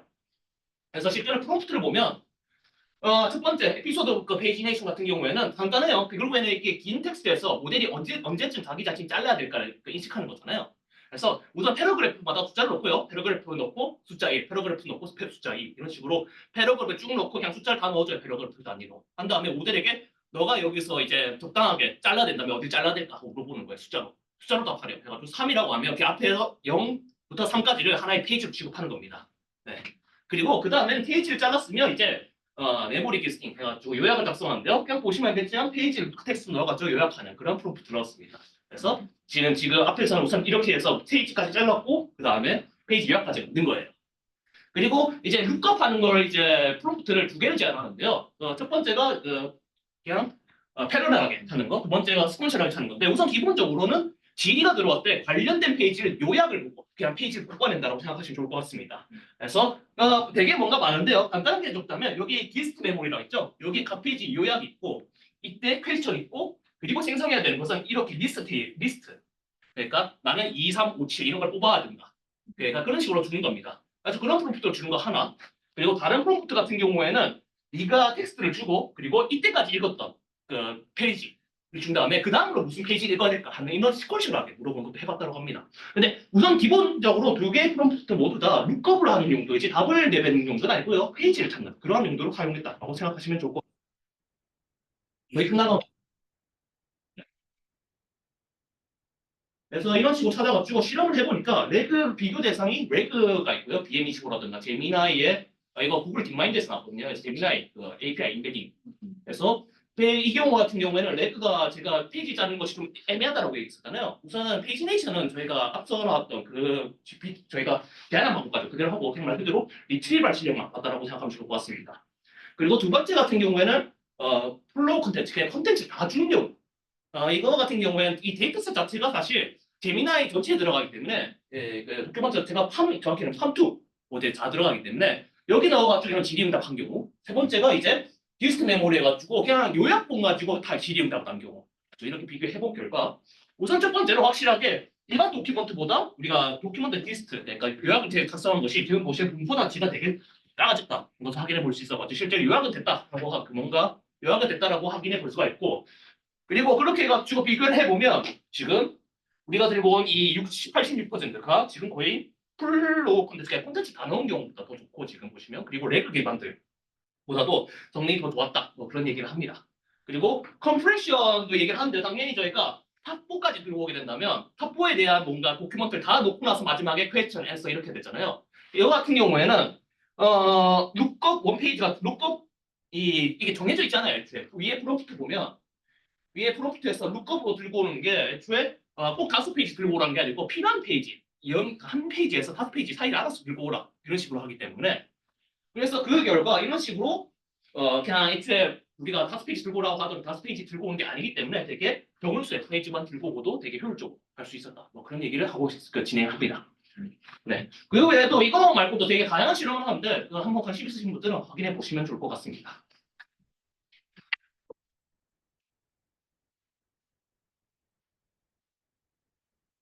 네, 저는 오늘 좀 또 저번에도 LLM 가지고 얘기를 했었는데 오늘 좀 트렌디한 LLM 좀 몇 가지 소개를 해드리려고 합니다. 선정 이유는 일단 구글이 LLM 전쟁에 선정을 했고 그래서 우선은 이 표는 제가 만든 건데요. 제가 생각하기에 이제 SLM은 보통은 이제 10빌리언 100빌리언 이하의 모델들은 보통 SLM으로 생각을 하는데 그 중에서 이제 공개되어 있는 허깅페이스에서 다운을 받을 수 있거나 이제 사인업을 하면 다운받을 수 있는 건 노란색 배경으로 해놨고요. 이제 보통 이제 상업적으로 되는 뭐 챗GPT 같은 친구들은 이제 proprietary라고 이제 보통 이제 말을 하는데 그걸 이제 파란색 배경으로 작성을 해놨고 그리고 만약에 이제 멀티모달 이미지 외에도 텍스트 외에도 다른 저 데이터 타입을 지원을 하면은 이런 팔레트 모양을 추가를 해 두었습니다. 그래서 제 생각에는 그래서 오늘 다룰 모델은 여기에 있는 이 젬마라는 작은 모델 두 개랑 큰 모델인 제미나이 버전 1.5를 소개를 해드리려고 합니다. 그래서 지금 바드도 보시면은 제미나이로 애초에 그냥 이름 자체가 바뀌었어요. 그래서 이건 아마 바드를 구독 중이셨던 분들한테는 아마 이런 메일이 왔을 거고, 이런 proprietary라는 이제 내용도 이제 이 단어도 이제 익숙해지시면 좋을 것 같습니다. 사실 방금 호주님이 발표하신 자료에도 나왔었어요. 이걸 안 했었네요. 죄송해요. 타임을 안 했네. 네. 그래서 여기에 이 표에 있는 라마투, 미스트랄, 믹스트랄 뭐 이런 애들은 다 이전 한 번씩 했었거든요. 그래서 이전 세미나 참고하시면 될 것 같고요. 그래서 지금 현재 허깅페이스에 이제 모델스를 들어가면은 트렌딩으로 모델들을 좀 소팅을 할 수가 있습니다. 그래서 보시면 아까 이제 주연님이 보여주셨던 SDXL 라이트닝이 굉장히 상위에 있고 나머지가 이제 젬마 그리고 나머지는 이제 뭐 미스트랄, 라마 뭐 이런 친구들이 이제 포진하고 있는 것을 볼 수가 있습니다. 다만 이것은 그제 기준이다라고 생각하시면 될 것 같고요. 자, 제미나이 V1.5의 가장 큰 특징은 이제 인풋의 컨텍스트 사이즈가 32K에서 1밀리언으로 늘어났다는 겁니다. 이게 도대체 어느 정도냐라고 약간 감이 안 오잖아요. 저도 약간 감이 안 오는데 왜냐하면 옛날에는 버트 때는 지금도 컨트롤넷은 맥시멈 토큰, 인풋 텍스트 토큰이 맥시멈이 77개 토큰이고 버트 때는 512였고 지금 GPT 3.5 터보는 16K고요. 그리고 GPT-4는 128K입니다. 그런데 여기서는 지금 제미나이에서는 지금 1밀리언까지 연구를 했고 지금 내부적으로는 10밀리언까지도 연구를 하고 있다고 합니다. 그럼 이 10밀리언의 토큰이 도대체 어느 정도 사이즈냐? 특히나 멀티모달을 지원하는 제미나이에서는 뭘 할 수 있느냐? 1시간짜리 비디오, 11시간짜리 오디오, 3만 라인의 코드, 70만 개의 단어가 들어갑니다.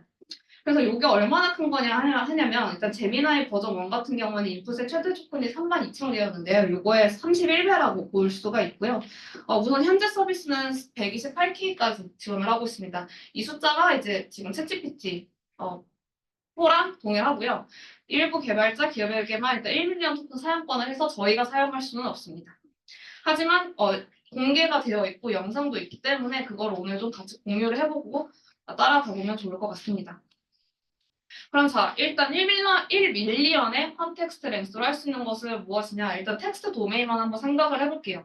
그럼 코딩에서는 뭘 할 수 있냐면은 일단 프롬프트로 내가 원하는 목적을 얘기를 합니다. 그 다음에 컨텍스트로 그냥 코드 베이스 그냥 통째로 그냥 넣어버려요.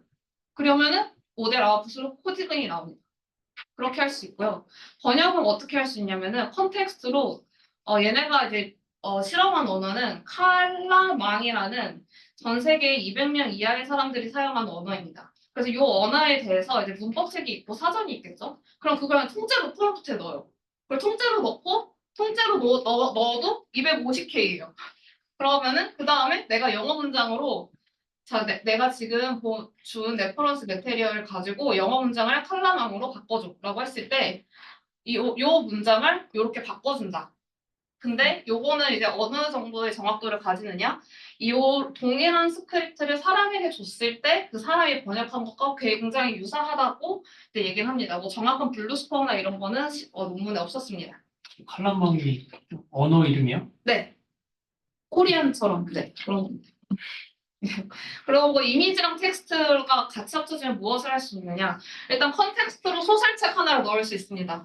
소설책 레미제라블 1382페이지에 73만 토큰이 들어가고요. 그 다음에 내가 어떤 쿼리로 내가 이 그림을 그렸어. 이 그림을 봤을 때 이 그림은 이 책의 어느 페이지에 있니? 라고 했을 때 이 페이지는 이것은 1099번째 페이지에 있어. 라고 다 찾아줍니다. 그러면 저 그림을 그림이라 알아서 인식을 해가지고 저 이 그림 이미지를 같이 넣어주면 돼요. 텍스트랑 이미지랑.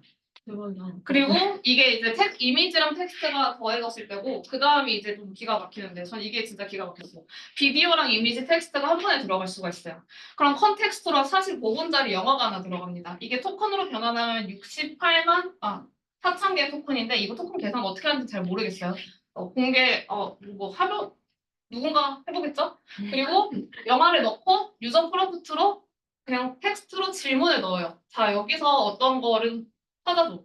뭐 여기서 뭐 누가 주머니에서 종이를 꺼내는데 그 종이를 꺼내는 타임 코드를 찝어줘라고 하면은 여기서 12분 01초에 나와. 그래서 확인해보면 12분 01초에 나오고 유저 프롬프트로 이미지를 넣고 이 이미지의 상황이 발생하는 타임 코드를 찍어줘라고 하면은 15분 27초라고 합니다. 그래서 요거는 영상을 백문이 불여일견이라고 해서 그래서 요거는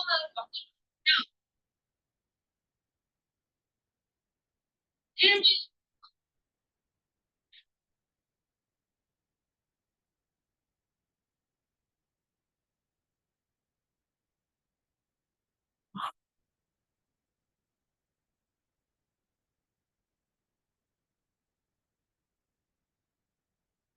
재미나이 보는 원래 습관이 바로 그 시간까지 생각을 해보면 이게 다 처리가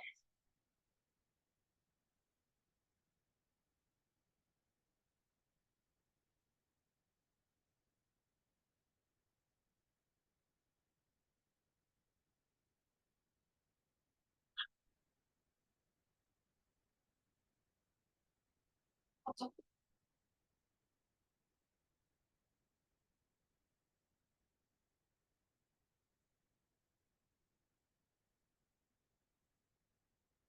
네, 그렇습니다. 지금 그러면 유료 결제하면 사용할 수 있는 거예요? 아니요, 안 돼요.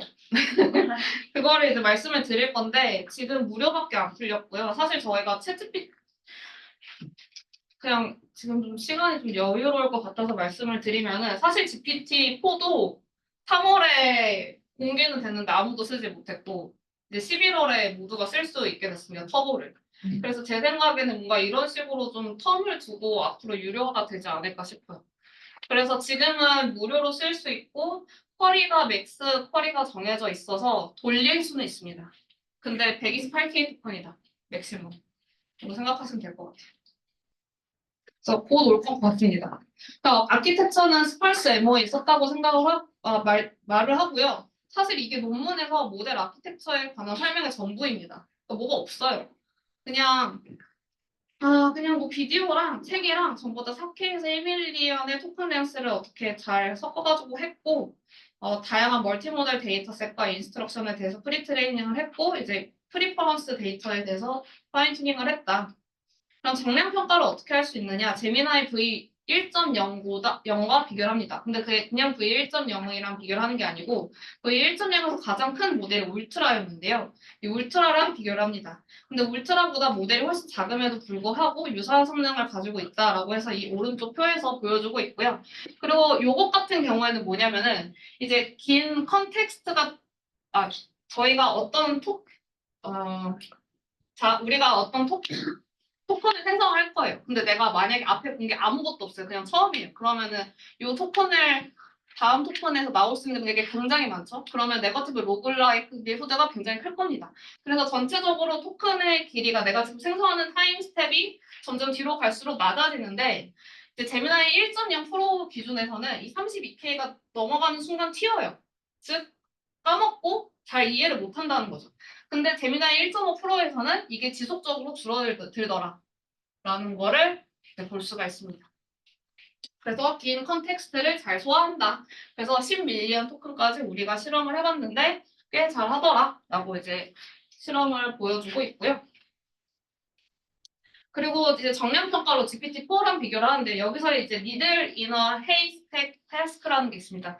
이거는 뭐냐면은 지금 요게 이제 GPT-4 터보 텍스트 데이터로 봤을 때고 요게 이제 비디오로 봤을 텐데요. 그래서 만약에 저희가 텍스트나 이미지에 특정 단어를 그냥 임의의 포인트에 넣어줍니다. 뭐 예를 들어서 내가 어떤 문단이 있는데 The special magic 서울 number is 229라고 하면은 내가 어떤 프롬프트에다가 요거를 스페셜 매직 넘버를 그대로 프롬프트에 넣어주면은 이 229가 나와서 즉 내가 앞서서 입력한 컨텍스트에 있는 정보를 그대로 리트리브 하는가를 확인을 해보는 겁니다. 그래서 이미지에서는 뭐 이런 식으로 원래 캡션은 여기에 걸려 있는데 이렇게 The secret word is middle이라고 이렇게 이미지에다가 임의로 넣어주고요. 그러면은 사실은 GPT-4나 GPT-4 같은 경우는 입력 토큰의 개수가 이제 제한되어 있기 때문에 이 회색은 애초에 인풋에 넣을 수가 없다라는 것을 강조를 하고 이제 이런 니드 포인트가 이 빨간색의 위치일 때만 실패하고 나머지일 때는 성공을 했다라는 이제 실험 결과를 보여주고 있습니다. 그리고 근데 이제 이게 멀티모달이잖아요. 그러니까 사람들이 막 해봤는데 다이버시티 이슈가 발생을 했습니다. 그래서 오히려 뭐 이런 거예요. 젊은 솔저를 하라는데 흑인 나오고 갑자기 여자 나오고 1943년에 없었죠. 그래서 역사적으로 말이 안 되는 이미지를 생성을 하거나 혹은 오히려 화이트 계열의 사람을 생성을 하라고 하면은 거절을 합니다. 난 그거 생성할 수 없어. 근데 실제로 얘가 생성해내는 걸 보면은 아시안이나 이런 거는 그냥 생성을 해내거든요. 그래서 이 트위터를 그냥 바로 봐보면은 그래서 그냥 뭐 예를 들어서 차이니스 커플이 생성해줘 라고 하면 아 알았어 그려줄게. 그 다음에 주위시 커플을 생성해줘. 오케이 생성. 다음으로 이제 사우스 아프리칸 커플 하면 생성 오케이 했는데 화이트 커플 하라고 하면은 막 뭐 어쩌고 저쩌고 에틱스 어쩌고 저쩌고 하면서 안 돼요. 그래서 이게 오히려 그 바이어스, 디바이어스를 굉장히 신경 쓰다 보니까 뭔가 이런 현상이 발생을 한 것 같다. 뭐 이런 해서 뭐 구글에서는 아 이걸 업데이트 하겠다라고 이제 현재 공지를 한 상태이긴 합니다. 그런데 이것도 좀 상당히 저는 재미있는 이슈인 것 같아요. 한 번도 이런 쪽으로는 생각을 해본 적이 없어가지고. 네, 여기까지 이제 제미나이 V1.5였고요. 그 다음은 이제 젠마입니다. 젠마는 사실 뭐 보여드릴 게 거의 없긴 한데, 일단 젠마가 중요한 점은 오픈소스라는 점입니다. 구글이 2019년에 T5, 2022년에 T5X. 그러니까 저는 제가 입학하고 나서 구글이 뭘 공개한 걸 본 적이 없어요. 한 번도 공개를 안 했고요. 근데 구글이 처음 공개한 오픈소스 LLM이고요. 크기는 2 빌리언과 7 빌리언이 있습니다. 그래서 학습 방법은 이제 프리트레이닝 한 개 있고 두 번째로 인스트럭션 튠드 RLH 한 걸로 총 그래서 네 가지 종류가 있는 겁니다. 모델 크기 2가지, 학습 방법 2가지. 그런데 사실 성능이 압도적으로 좋은 건 또 아닙니다. 그냥 라마2 7B랑 미스트랄 7B에 대해서 그냥 제너럴리 이겼다 뿐이지 보시면은 뭐 예쁘게 하려면 여기 골드체가 이제 가장 성능이 좋다는 건데 사실 보면은 항상 얘가 골드체가 아니고 미스트랄이 더 잘하는 경우도 있습니다. 그래서 저는 사실 이 표를 보면서 아 미스트랄이 진짜 잘하는구나 라는 생각을 좀 했습니다. 그리고 멀티링글 아니고 멀티모달 아니고 잉글리시 올리입니다. 그리고 복귀 사이즈는 256K라고 하고 그런데 이제 네. 그래서 기본적으로는 제미나이를 구현을 할 때 썼던 방법들과 자기네들이 얻은 경험으로 만든 오픈소스 모델이라고 이제 말을 하고 있습니다. 그럼 이걸 왜 공개했느냐를 생각을 해보면은 요 아저씨가 있거든요. 요 영상 만드는 YT 아저씨가 말씀하시기로는 아 메타랑 뭐 미스트랄이랑 다양하게 오픈소스 LLM을 공개하니까 사람들이 관심을 갖네. 아 우리도 할 수 있어라고 관심 받고 싶어서 만든 거 아니냐라고 얘기를 하셨습니다. 그분이. 네. 뭐 그럴 수 있겠죠. 네. 그리고 근데 얘가 이 인스트럭트 튠드는 사실 보통 챗봇 모델에서 많이 사용을 하잖아요. 뭐 유저랑 어시스턴트랑 대화를 할 때. 챗봇에서 많이 사용하는데 얘는 텍스트 컴플릿 모델이거든요, 기본적으로. 근데 여기서 어떻게 챗 형태를 모사를 하냐면은 그냥 스페셜 토큰을 만듭니다. start of turn, end of turn, 그리고 start of turn 유저, start of turn 모델을 만들어가지고 사실 모델의 프롬프트는 요렇게만 들어가고요. 요건 이제 그냥 보기 편하라고 만든 거고 요 상태로 프롬프트가 들어가면 텍스트 컴플릿 모델이지만 마치 챗봇 모델을 쓰는 듯한 효과를 내기 위해서 이렇게 학습을 시켰다고 합니다. 그리고 기본적으로 뭐 허깅 페이스 벤치마크나 세이프티 아카데미 벤치마크에서 좋은 성능을 보였다. 하지만 미스트랄도 꽤 잘한다라는 걸 좀 볼 수가 있고요.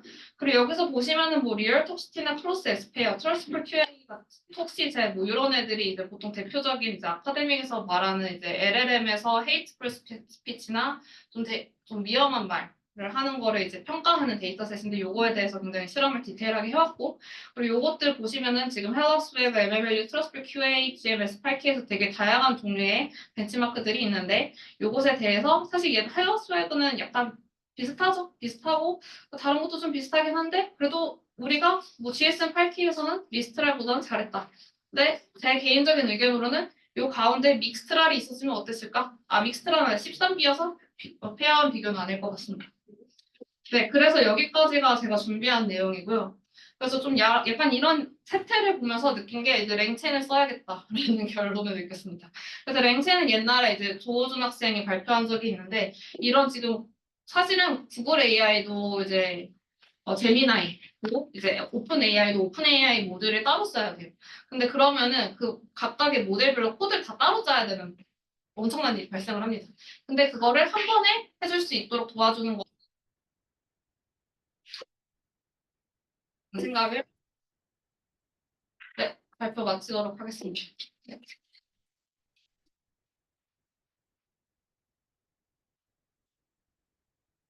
통합해서 쉽게 쓸 수 있으니까. 네. 뭐 데이터셋이나 데이터셋 로더 같은 경우는 저기서 쓰면 다른 데다가 금방 이전이 되니까.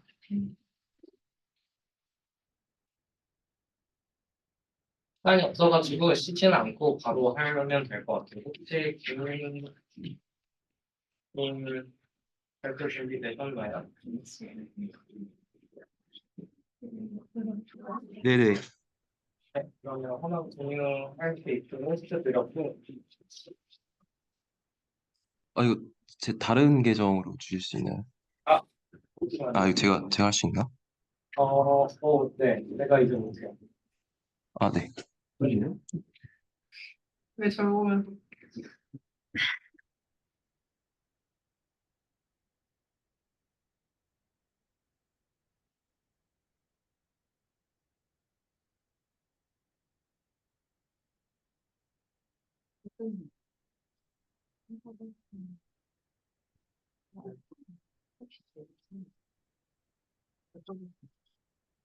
화면 잘 보이실까요?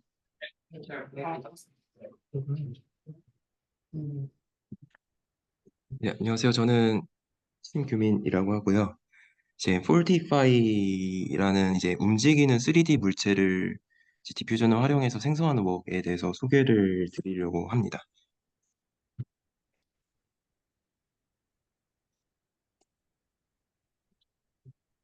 네. 이제 먼저 텍스트 3D라 해서 이제 디퓨전 모델을 활용해서 이제 왼쪽 결과처럼 어떤 뭐 3D 정답 정보 없이 이렇게 리얼리스틱한 3D 오브젝트를 생성하는 법들을 많이 보셨을 텐데 이제 그의 어떤 네,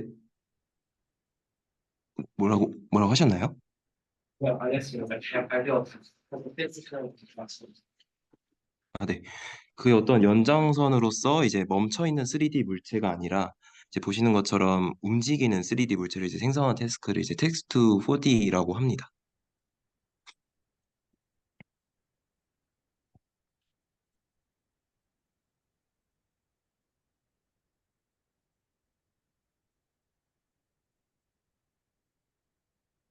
네. 그 어떤 디퓨전 모델에는 이제 비단 2D 정보뿐만 아니라 이제 3D나 뭐 4D 정보에 대한 어떤 프라이어 노리지도 가지고 있다라고 이제 가정을 하고 요 드림 퓨전이라는 웍을 시작으로 요 디퓨전 모델을 어떤 3D에 대한 슈퍼비전으로서 활용하기 시작하는데요. 이 논문에서는 그의 어떤 연장선으로 이제 멈춰 있는 게 아니라 어떤 움직이는 물체까지 이제 생성을 하기 위해서 이제 어떤 디퓨전 모델들을 이제 뭐 활용 가능한 이제 디퓨전 모델들을 이제 총동원해서 이제 활용을 하고 있습니다. 그래서 여기서 사용되는 디퓨전 모델은 이제 크게 세 종류가 있는데요. 먼저 요 텍스트 이미지 이제 뭐 스테이블 디퓨전 같은 일반적인 텍스트 이미지 모델이 있고 이제 3D 어웨어 텍스트 이미지 그리고 텍스트 비디오 모델 이렇게 세 종류의 모델이 있고 이제 각각의 모델들은 이제 서로 장단점을 가지고 있다라는 의미에서 3웨이 트레이드오프가 존재한다고 말하는데요.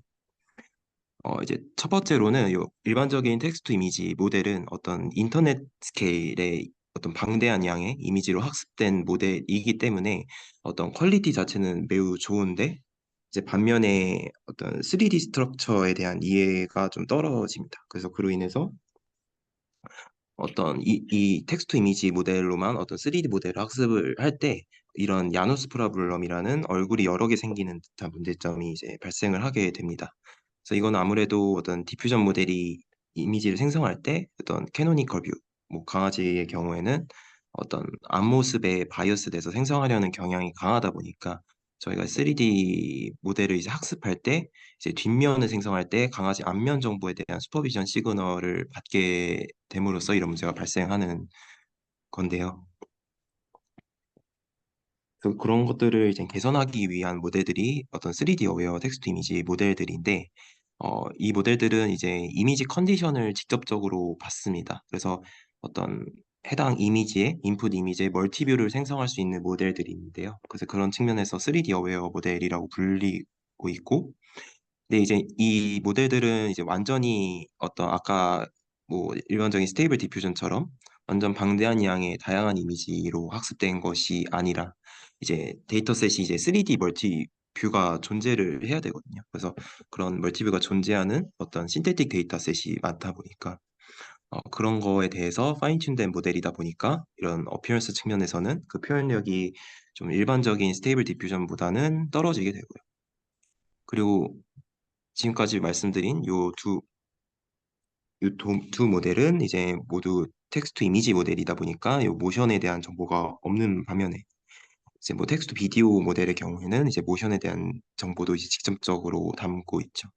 하지만 이 역시 또 단점이 존재하는 게 훨씬 또 한정적인 비디오 데이터셋으로 학습된 모델이다 보니까 어, 아까 그 3D 어웨어 모델들처럼 요 왼쪽에 결과를 오른쪽에 요 결과를 보시면은 이게 지금 텍스트 이미지 같은 프롬프트에 대해서 이제 이게 텍스트 비디오 결과인데요. 그 생성 퀄리티가 훨씬 떨어지는 것을 보실 수 있죠. 그래서 이런 다양한 디퓨전 모델들이 가지는 장단점을 이제 분석하고 요것들의 이제 장점만을 잘 조합을 해서 활용을 하자라는 이제 접근이고 이제 그런 활용할 수 있는 방안을 좀 엔지니어링 측면에서 이제 이 논문에서 제시를 하고 있습니다.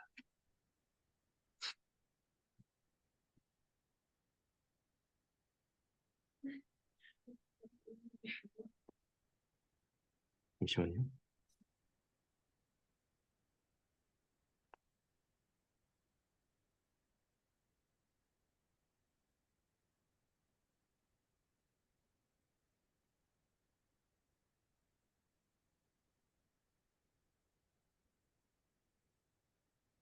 네, 그래서 이 논문은 이제 궁극적으로 기존의 어떤 텍스트 3D 모델에서 요 타임이라는 축까지 이제 모델링을 해서 텍스트 4D라는 태스크를 이제 선보이 워기를 할 수 있고 어떤 어피어런스, 3D 스트럭처 그리고 마지막으로 모션 이 세 가지 측면에 대해서 어떤 모두 높은 퀄리티를 유지하기 위해서 다양한 디퓨전 모델을 활용해서 학습하는 어떤 하이브리드 형태의 SDS라는 것을 이제 제시하고 있는데요. 그리고 현재까지 나온 이런 웍들 중에서는 가장 좋은 성능을 보이고 있고요.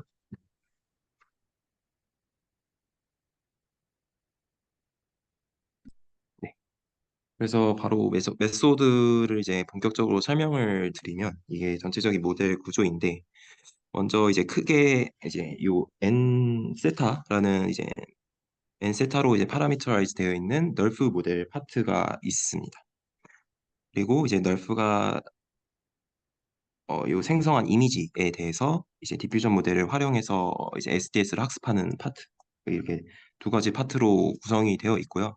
그래서 여기서 하고자 하는 태스크는 이제 기본적으로 그 움직이는 물체를 생성하는 것이니까 이제 입력으로는 이제 요 레이에 대해서 요 3D 포인트들이 이제 뮤라고 표기가 되어 있고요.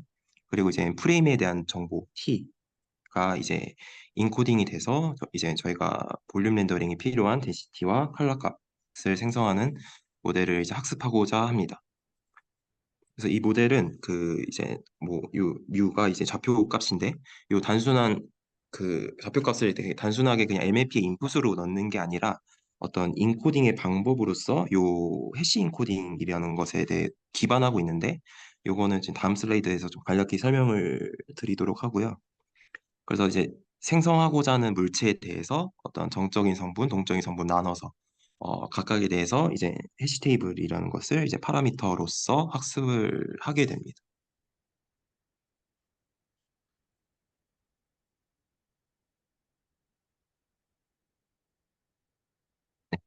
그래서 여기서 좀 해시 인코딩이라는 거에 대해서 좀 간략히만 설명을 드리면 요 인스턴트 NGP라는 논문에서 제안된 방법인데요. 이제 뭐 기존의 널프 모델을 학습한다든지 아니면 뭐 단순히 뭐 2D 이미지에서 요 RGB를 파라미터 취급해서 그런 뭐 기가픽셀의 되게 초고해상도 이미지를 학습을 한다든지 그런 태스크에서 이제 뭐 원래 일반적인 방법이라면 어떤 뭐 2D나 어떤 3D 좌표 입력으로부터 뭐 어떤 바로 그냥 MLP를 이제 연산을 해서 어 저희가 뭐 필요한 뭐 널프에서는 덴시티와 컬러가 될 것이고 뭐 아까 말한 뭐 기가픽셀 이미지에서는 RGB 값이 이제 출력이 되겠죠. 그래서 그런 것들이 이제 뭐 가장 일반적인데 이제 보통은 이제 이런 방식들은 이제 연산량이 너무 크고 학습 시 수렴 속도가 매우 느리다라는 이제 한계점이 존재를 합니다. 그래서 이것들을 이제 줄이기 위해서 요 해시맵이라 해서 이제 좌표를 인코딩하는 방식을 제안을 한 것인데요. 그래서 2D 기준으로 이제 설명을 드리면은 저희가 이제 요 X라는 좌표가 이제 존재를 하고 저희는 이제 해당 좌표로부터 이제 MLP 연산을 하고 싶은 것인데요. 주어진 X 좌표에 대해서 어떤 그리드 레벨별로 주변 4개의 좌표를 이제 선택을 합니다. 그래서 여기 기준으로는 가장 가까운 좌표가 이 파란색 그리드 레벨에서는 이렇게 네 개가 있겠죠. 그래서 여기서 그리드 레벨이라는 거는 이제 사전에 정해진 어떤 레졸루션 단계를 의미하고요. 그래서 가장 여기서 파란색이 가장 첫 번째 단계, 가장 첫 번째 단계이고, 뭐 여기서는 N0가 2가 되겠죠. 그래서 어떤 선택된 그 X를 기준으로 선택된 4개의 좌표들의 어떤 해시 키 값을 만들고요. 여기선 2차원 좌표 값이 될 것이고요. 그 키 값이라 함은. 그리고 그 키 값에 대응되는 그 밸류들을 이 해시 테이블에서 읽습니다. 그래서 이 해시 테이블에서 요각 밸류들은 어떤 러너블한 어떤 레이턴트 벡터로 구성되어 있다고 이제 생각하시면 되고요. 그 각 밸류들을 이제 읽었으면 요 거리를 이제 기준으로 어떤 웨이티드 썸을 해서 이제 벡터를 얻을 수 있겠죠. 그래서 그 벡터를 저희가 얻을 수 있고 그래서 요거는 이제 파란색 그리드 레벨에서 이제 지금 수행을 한 거고 이제 같은 방식으로 이제 그 해상도가 늘어남에 따라 이제 어 여러 이제 그리드 레벨에서 같은 샘플링을 이제 수행을 할 수 있게 되고요. 그래서 여러 개의 그리드 레벨에서 얻은 그 벡터 값들을 이제 컨캣해서 MLP 디코더에 태우는 방식입니다. 그래서 여기까지가 이제 여기부터 이제 그냥 디코딩이고 이제 여기까지 인코딩하는 방식을 요 해시 인코딩이라 해서 되게 좀 파격적으로 수렴 속도나 뭐 렌더링 퀄리티 측면에서 되게 뛰어난 성능을 보인 그런 인코딩 방식입니다.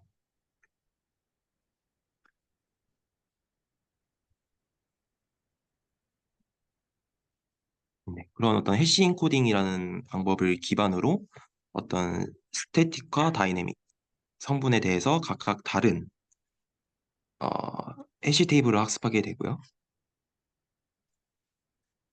스태틱에 대해서는 이제 3차원의 키값이 설정되어 있고 쉽게는 어떤 뭐 복셀 좌표를 이제 상상하시면 될 것이고 그리고 다이내믹 성분에 대해서는 이 타임축이 추가가 되어 있으니까 어떤 4차원의 키값들이 존재를 합니다.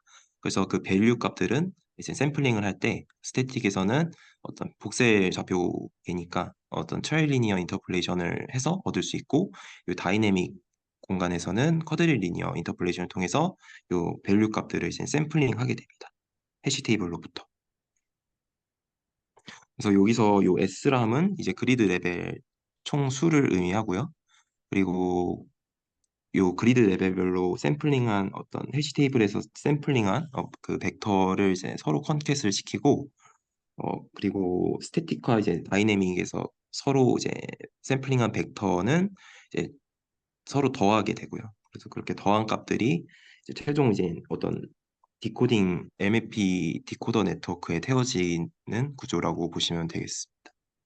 그다음에 이제 그 최종 결과는 저희가 이제 필요한 컬러와 덴시티 값이 될 것이고요.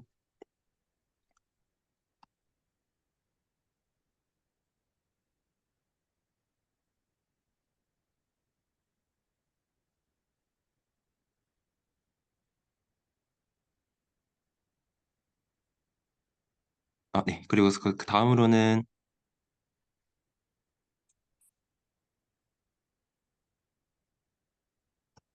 네. 그 다음으로는 이제 널프가 생성한 이미지가 이렇게 있으면은 그 이미지에 대해서 이제 본격적으로 이제 SDS를 적용해서 학습하는 단계인데요. 이제 여기서 사용되는 어떤 모델들은 이제 아까 말씀드렸던 대로 3D 어웨어 T2I가 있고 T2I, T2V 이렇게 세 종류의 디퓨전 모델을 활용해서 SDS를 적용해서 이제 학습을 진행하게 되는데요. 일단 SDS에 대해서 이제 기본적인 이해가 좀 필요해서 간략히만 이제 설명을 드리면은 이제 요거는 이제 드림 퓨전이라는 논문에서 제안된 것인데 어떤 세타로 이제 파라메트라이즈 된 모델에 의해서 생성된 이미지가 이렇게 있을 때 이제 디퓨전 모델이 가지는 어떤 프라이어 노이즈들을 요 세타로 트랜스퍼 해주는 장치라고 볼 수 있습니다. 그래서 디스틸레이션 샘플링이라고 불리고 있고요. 그래서 그 아까 그 세타라는 모델이 이제 널프 모델일 때에 이제 예를 들면 이제 널프에서 이 랜덤 뷰로 렌더링한 이미지가 이렇게 있을 것이고요. 그리고 그 이미지에 대해서 어떤 랜덤 T로 이제 노이즈를 뿌려준 다음에 이제 노이즈가 추가된 이미지에 대해서 이제 디퓨전 모델을 태우면은 저희가 이제 디노이즈된 이미지를 얻을 수 있겠죠. 그래서 그래서 요 로스를 이제 이런 방식으로 이제 적용하게 되면 요 이미지에 대해서 적용하게 되면 어떤 널프 모델일 경우에는 어떤 별도의 뭐 3D 정답 정보가 없이 학습함에도 불구하고 이 이미지가 어떤 디퓨전의 슈퍼비전 시그널을 받아서 이 3D 이미지로 점점 학습되는 것이 가능하다라는 것을 처음으로 보여준 웍입니다. 그래서 로스 자체는 요 널프가 생성한 이미지를 요 X라 할 때요. 요 X가 어떤 학습된 디퓨전 모델의 샘플과 같이 생기게끔 설계를 하는 것인데 그래서 그런 샘플에 대해서는 뭐 로스가 낮게 그리고 그렇지 않은 이미지에 대해서는 높은 로스를 가지게끔 설계가 되어 있습니다. 그래서 기본적으로 이제 디퓨전 모델을 학습할 때를 생각해 보면은 이제 노이즈 이제 이미지에 이제 노이즈를 입히고 그 이제 노이즈를 예측해서 이제 그 원래의 노이즈 값의 이제 차이를 줄이는 식으로 학습이 되죠. 그래서 이때 저희는 그 SDS에서는 이 로스식이 최적화될 수 있게 어, 디퓨전 모델이 아니라 그 아까 말한 이제 널프 파라미터인 세타를 옵티마이제이션 해보자라는 접근에서 시작을 하고요. 그래서 디퓨전 로스의 어떤 그레디언트를 요 세타 관점에서 풀어 써보면 요 다음과 같이 계산이 되고 이제 요 유넷 자코비안을 이제 생략하게 되면 이제 저희는 이제 최종 이런 SDS라는 로스식을 얻을 수 있게 됩니다. 그래서 우리가 이제 SDS를 학습한다라는 것은 요 노이즈가 작아지는 방향으로 세타를 직접적으로 업데이트 시키는 것을 말합니다.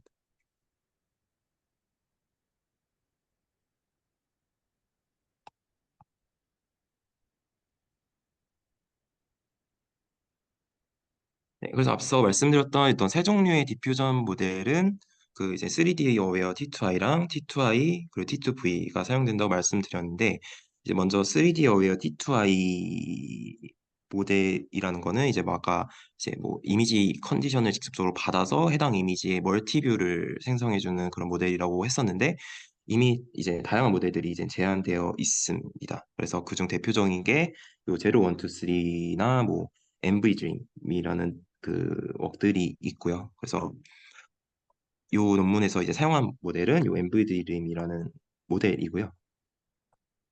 어,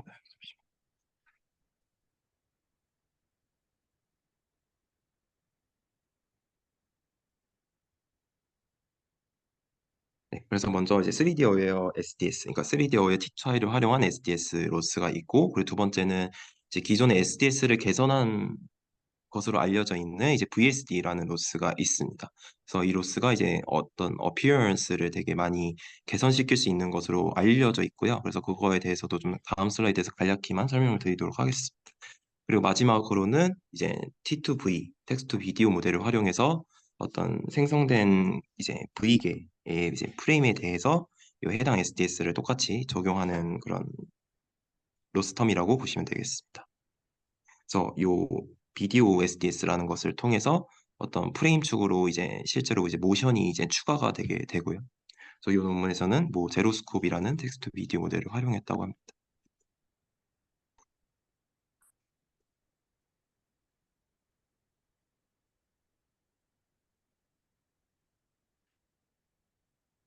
네, VSD라는 거는 이제 SDS를 개선한 논문인데요. 요 그림을 먼저 보시면은 지금 이 그림의 결과를 일단 설명을 드리면은 요 2D 이미지, 뭐 널프 이미지가 아니라 어떤 뭐 2D 이미지의 요 RGB 자체를 그냥 파라미터로서 학습했을 때의 결과인데요. 그래서 보시면은 이제 기존의 SDS는 이런 되게 오버 세츄레이션, 오버 스무딩 문제가 좀 심하다라는 것을 이제 지적을 하고 그거를 이제 개선시키기 위해서 나온 게 VSD입니다. 그래서 이 논문에서 주장하기를 이제 기존의 SDS가 어떤 뭐 싱글 데이터 포인트를 옵티마이제이션 하는 거라면 요 VSD에서는 요 데이터 포인트라는 것을 어떤 랜덤 베리어블 취급을 해서 우리는 한 싱글 데이터 포인트가 아니라 전체 분포를 학습하겠다라는 이제 접근에서 시작을 합니다. 이제 그렇게 되면은 이제 그 아까 이제 파라미터인 세타라는 거는 어떤 그 분포의 샘플로서 이제 얻을 수 있다라는 이론인데요.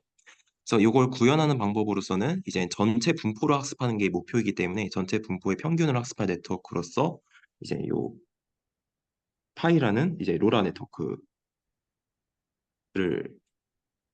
이용하게 되는데 이제 이 로라 네트워크가 이제 전체 분포의 평균을 학습하는 이제 역할을 담당하게 되고요. 그래서 VSD를 학습할 때는 이 로라 네트워크를 학습함과 동시에 이제 기존의 SDS 로스에서 요 GT 노이즈 값과의 차이를 계산하는 대신에 요 로라가 계산한 노이즈 값과의 차이를 계산하는 방식으로 요 VSD 로스가 설계가 되어 있습니다. 그 로라를 학습함과 동시에 이 VSD 로스를 똑같이 적용해서 학습을 한라고 보시면 되겠습니다. 그러면 훨씬 보시면은 2D 결과를 보시면은 되게 훨씬 리얼리스틱하게 학습이 되는 것을 보실 수 있습니다.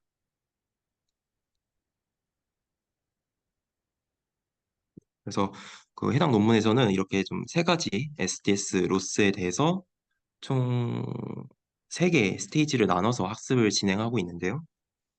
이제 순서별로 이제 설명을 드리면은 요 스테이지 1에서는 어떤 3D 어웨어 SDS만을 적용해서 학습을 진행하는데 이때 학습이 되는 파라미터는 이 스태틱 해시 테이블이랑 디코더 MAP만을 학습을 해서 어떤 스태틱 정적인 성분만을 이제 학습하게 됩니다. 그래서 이때 그 뭐 앞서 스테이지 1에서 이제 뭐 앞서 말씀드렸던 뭐 야누스 문제와 같은 문제 없이 온전한 어떤 360도의 물체를 어느 정도 학습할 수 있게 되고요.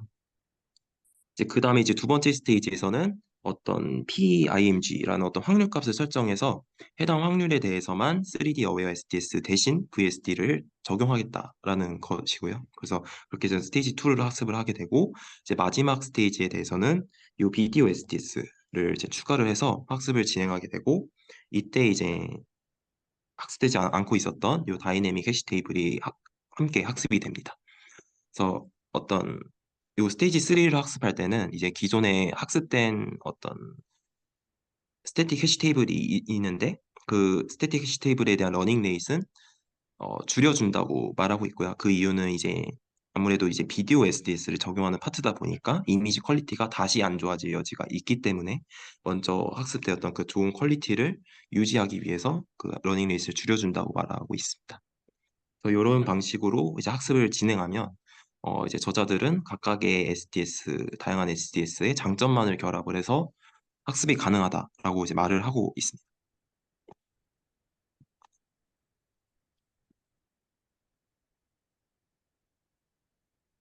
네, 여기까지가 방법론에 대한 설명이었는데 혹시 질문이 있으실까요? 어, 질문은 아니고 그 장점만을 뽑아서 했다고 했는데 그 VSD가 SDS보다 성능이 좋은데 스테이지 1이랑 스테이지 3에서 VSD가 아닌 SDS를 사용한 이유는 학습 시간 때문인가요? 아니면 왜 SDS를 쓰는지 여쭤봐도 될까요? 이게 정확히는 그냥 SDS가 아니라 이제 3D 어웨어 SDS랑 이제 비디오 SDS인데 혹시 질문이 그러면 3D 어웨어 VSD를 쓸 수 있고 뭐 네, 비디오에서도 같은 방식이 될 수 있는데 왜 쓰지 않았냐에 대한 질문이실까요? 네, 맞아요. 그런 부분에 대해서 뭐 논문에서 뭐 명확한 설명은 없었는데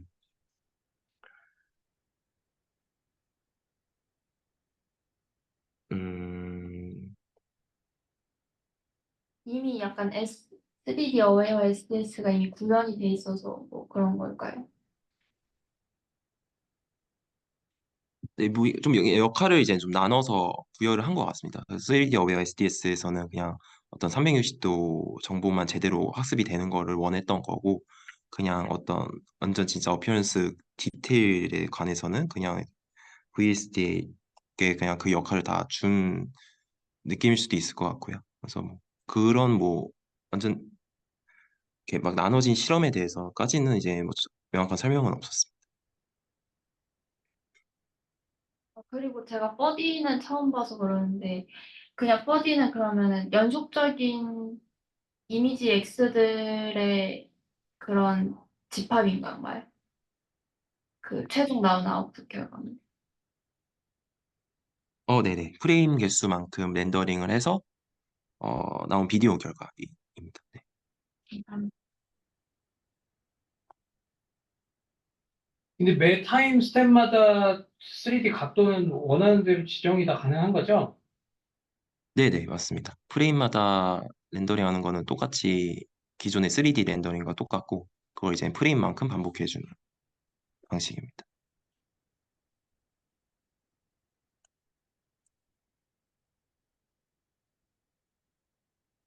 뭐 하여튼 동일한 비디오를 내가 다른 각도로 다 보겠다고 이것도 다 되는 거죠? 네, 맞습니다. 네, 네. 네, 그래서 그래서 여기까지가 좀 방법론에 관한 내용이었고요. 그래서 그다음부터는 이제 뭐 실험 결과인데 뭐 그 전에 이제 구현 디테일을 좀 간략히 설명을 드리면은 이제 저희가 여기서는 좀 활용된 디퓨전 모델들이 되게 좀 다양하다 보니까 디퓨전 모델별로 그 인풋 이미지 사이즈가 상이하잖아요. 그래서 각각의 디퓨전 모델에 맞게 어떤 좀 적당한 사이즈로 이제 렌더링을 한 후에 이제 그 디퓨전에 맞는 인풋 사이즈로 이제 바이리니어 인터폴레이션을 해주는 방식을 취하고 있고요. 그리고 학습 시간은 이제 스테이지별로 뭐 2시간, 2시간, 19시간에서 뭐 총 23시간 정도 걸렸다고 합니다.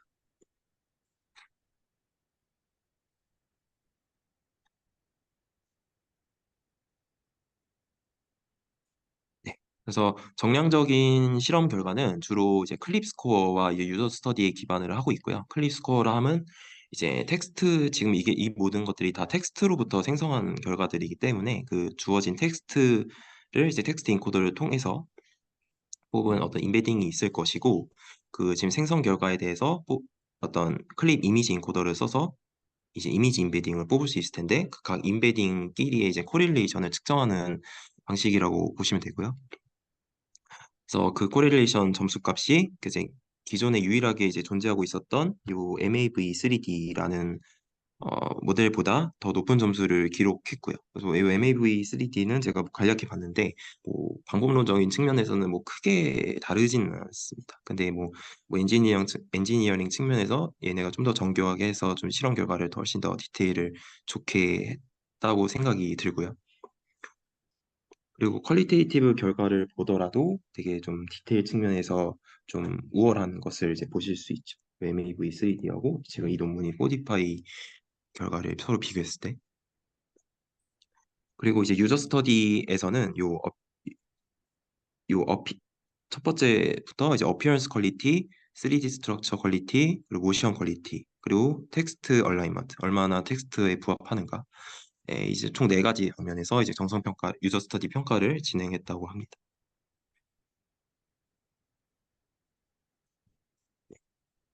에밸리에이션 스터디에서는 총 5가지의 베리언트를 이제 설정해서 비교를 하고 있는데요.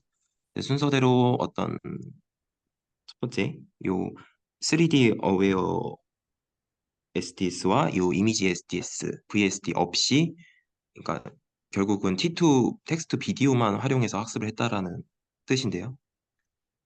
그다음에 이제 두 번째는 3D 어웨어 SDS를 사용하지 않을 경우, 이 경우에는 이제 오른쪽 결과에서 여기를 보시면은 이제 뭐 3D 퀄리티도 훨씬 안 좋아질 뿐만 아니라 어떤 뭐 야누스 문제도 이제 생길 수 있겠죠. 그리고 이제 세 번째로는 그 VSD를 사용하지 않을 경우가 이 샘플인데, 이제 최종 오른쪽 결과랑 비교해서 보시면은 좀 스무딩된 결과를 보실 수 있습니다. 그리고 요 without hybrid SDS라는 거는 이제 요 앞서 이제 스테이지 3를 세 개로 나눠서 이제 잘 조합하는 방식을 이 논문에서는 하이브리드 SDS라고 이제 표현을 하고 있는데, 이제 만약 세 번째 스테이지에서 그 이제 세 개를 다 활용해서 어떤 학습하는 것이 아니라 그 텍스트 비디오만 이용해서 파인 튜닝 했을 때의 경우를 말하는데요. 이때는 이제 텍스트 비디오 퀄리티에 맞게 그 다시 그 퀄리티 자체가 좀 안 좋아지는 현상이 나오게 돼요.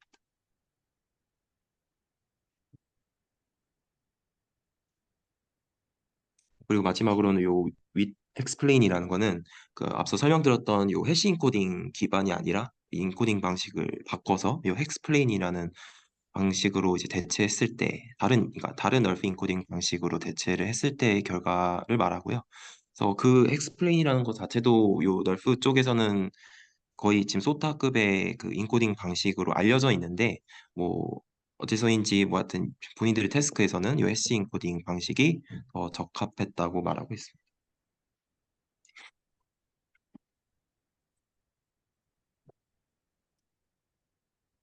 네, 그래서 추가적인 동영상 결과들을 가져왔고요.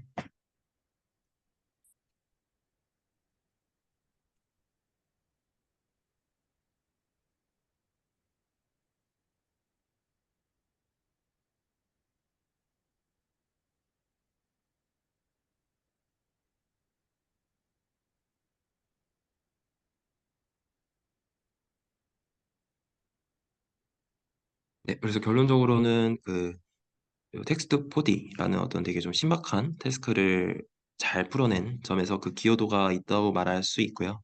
한계점으로는 이제 동영상 결과들을 보시면 알겠지만 아직은 그 모션의 그 무브먼트 정도가 되게 좀 정교하지 못하고 되게 좀 간단한 무브먼트에 불과하다는 점, 그리고 어떤 정량적인 매트릭으로서 아직 좀 정교한 매트릭이 없이 좀 클릭 스코어나 유저 스터디 정도라는 점, 그리고 뭐 학습 시간이 아까 23시간 정도 걸린다고 말씀드렸는데 그게 좀 꽤 오래 걸린다라는 점을 좀 리미테이션으로 꼽고 있습니다.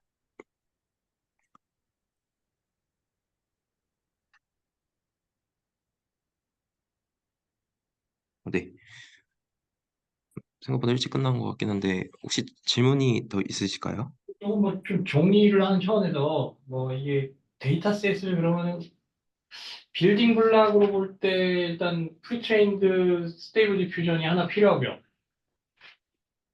네네.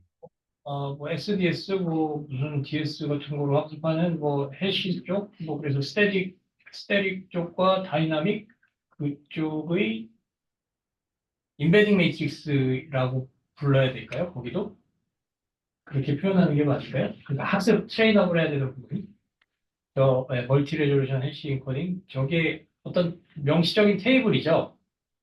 네, 명시적인 러너블한 파라미터 테이블입니다. 그 각각의 어떤 위치를 나타내는 3D 코디네이트를 나타내는 그리고 이제 4D 코디네이트를 나타내는 맞죠? 맞아요. 네. 네네. 각각이 이제 테이블에 이제 각각의 벡터들이 있고 각각 벡터에 이제 대응되는 이제 좌표값들이 이제 대응되어 있게 됩니다. 거기에 뭐 가운데 거는 바이리니어 인터폴레이션으로 이렇게 하는 거예요. 네 개의 벡터들에 대해서. 네, 맞습니다. 그래서 요 2D에 대해서는 이제 바이리니어가 될 것이고 차원이 늘어날수록 트라이리니어, 쿼드리니어를 수행하게 되고요. 네. 그러면은 저게 실제 학습을 해야 될 실체인 거고, 그죠? 네, 학습을 해야 될 실체는 딱 요 널프 파라미터인 요 해시 테이블이랑 요 MLP 디코더가 학습 대상이라고 할 수 있습니다.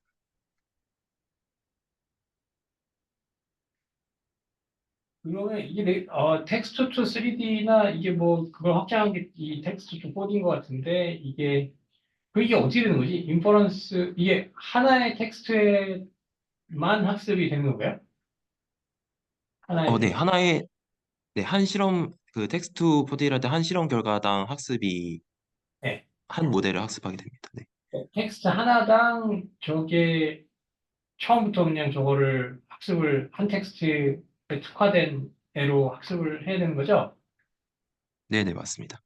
그러면 아까 그 텍스트 뭐 한 줄짜리 그거 뭐 좀 뭐 별로 뭐 이미지 품질도 그렇게 좋지 않은 거 그거 만드는데 하루 학습을 시켜야 된다. 네, 네, 지금 보여드리는 뭐 실험 결과 하나당 한 번씩 학습해야 되는 거는 맞는데, 네, 맞습니다. 네, 보시면은 뭐 그래도 기존에 완전 없었던 이런 4D라는 거를 좀 구현했다는 점에서 좀 되게 신박하지 않나, 재밌는 것 같아요. 예, 텍스트 투 3D는 다 이런 식이에요. 한 텍스트당 하나에 이렇게 학습을 이렇게 빡시게 또 해야 되는 거예요. 트레이너가 네, 얼마 안 돼도 디퓨전 모델 백프롭도 해야 되고 막 계산 과정 자체나 메모리 요구량은 상당히 클 것 같은데 다 이런 식인 거예요. 네, 완전 기본적인 드림 퓨전, 이게 드림 퓨전이라고 거기서 시작된 건데 이제 드림 퓨전 류들이 이제 다 이런 방식이고, 뭐 물론 뭐 학습 속도를 개선하는 방향이라든지 완전 학습 없이 바로 인퍼런스 가능하게 한다라는 방법, 뭐 이런 여러 방향들로 또 연구 방향들이 존재하긴 합니다. 그러면은 좀 이게 여러 텍스트에 대해서 이제 하나의 뭐 겐 같은 모델, 그러니까 이렇게 제네러티브 널프처럼 뭐 이렇게 한 모델이 이렇게 되는 경우는 없어요?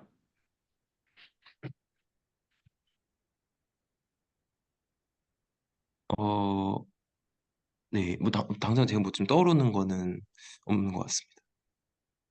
이거 이런 연구는 되게 비효율적인가? 아니, 그러니까 되게 느려요? 뭐 어때요?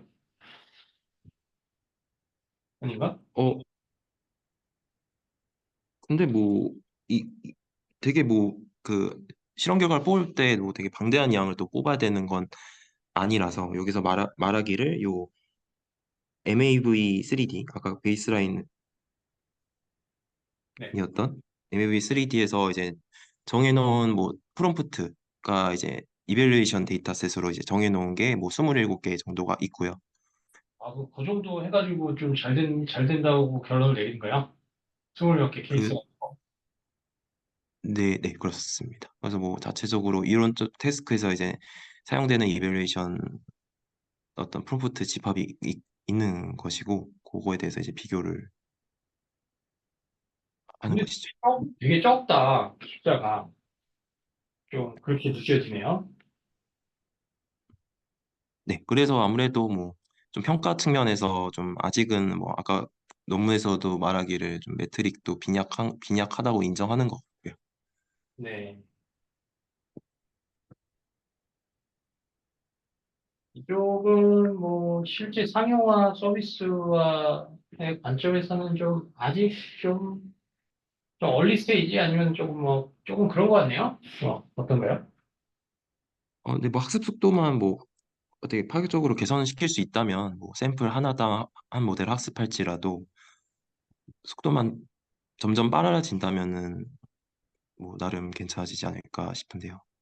여기서 뭐 레퍼런스 이미지를 하나 줘가지고 뭐 그거를 뭐 3D로 만들고 그 레퍼런스 이미지 하나 그거를 바탕으로 뭐 학습 속도를 좀 확 빠르게 할 수 있고 그런 건 없나요 혹시?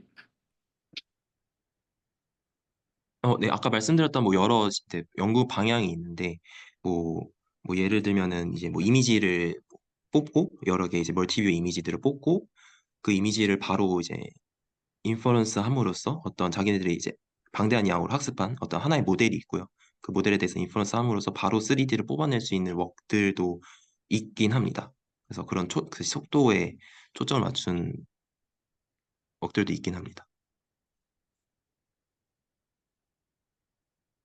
네, 그래요. 네, 알았어요. 네, 잘 들었어요.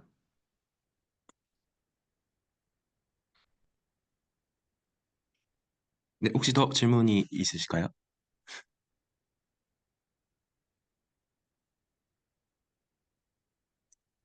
네, 없으시면은 발표를 마치도록 하겠습니다. 네, 교수님 고생하셨습니다. 감사합니다. 네, 감사합니다. 네.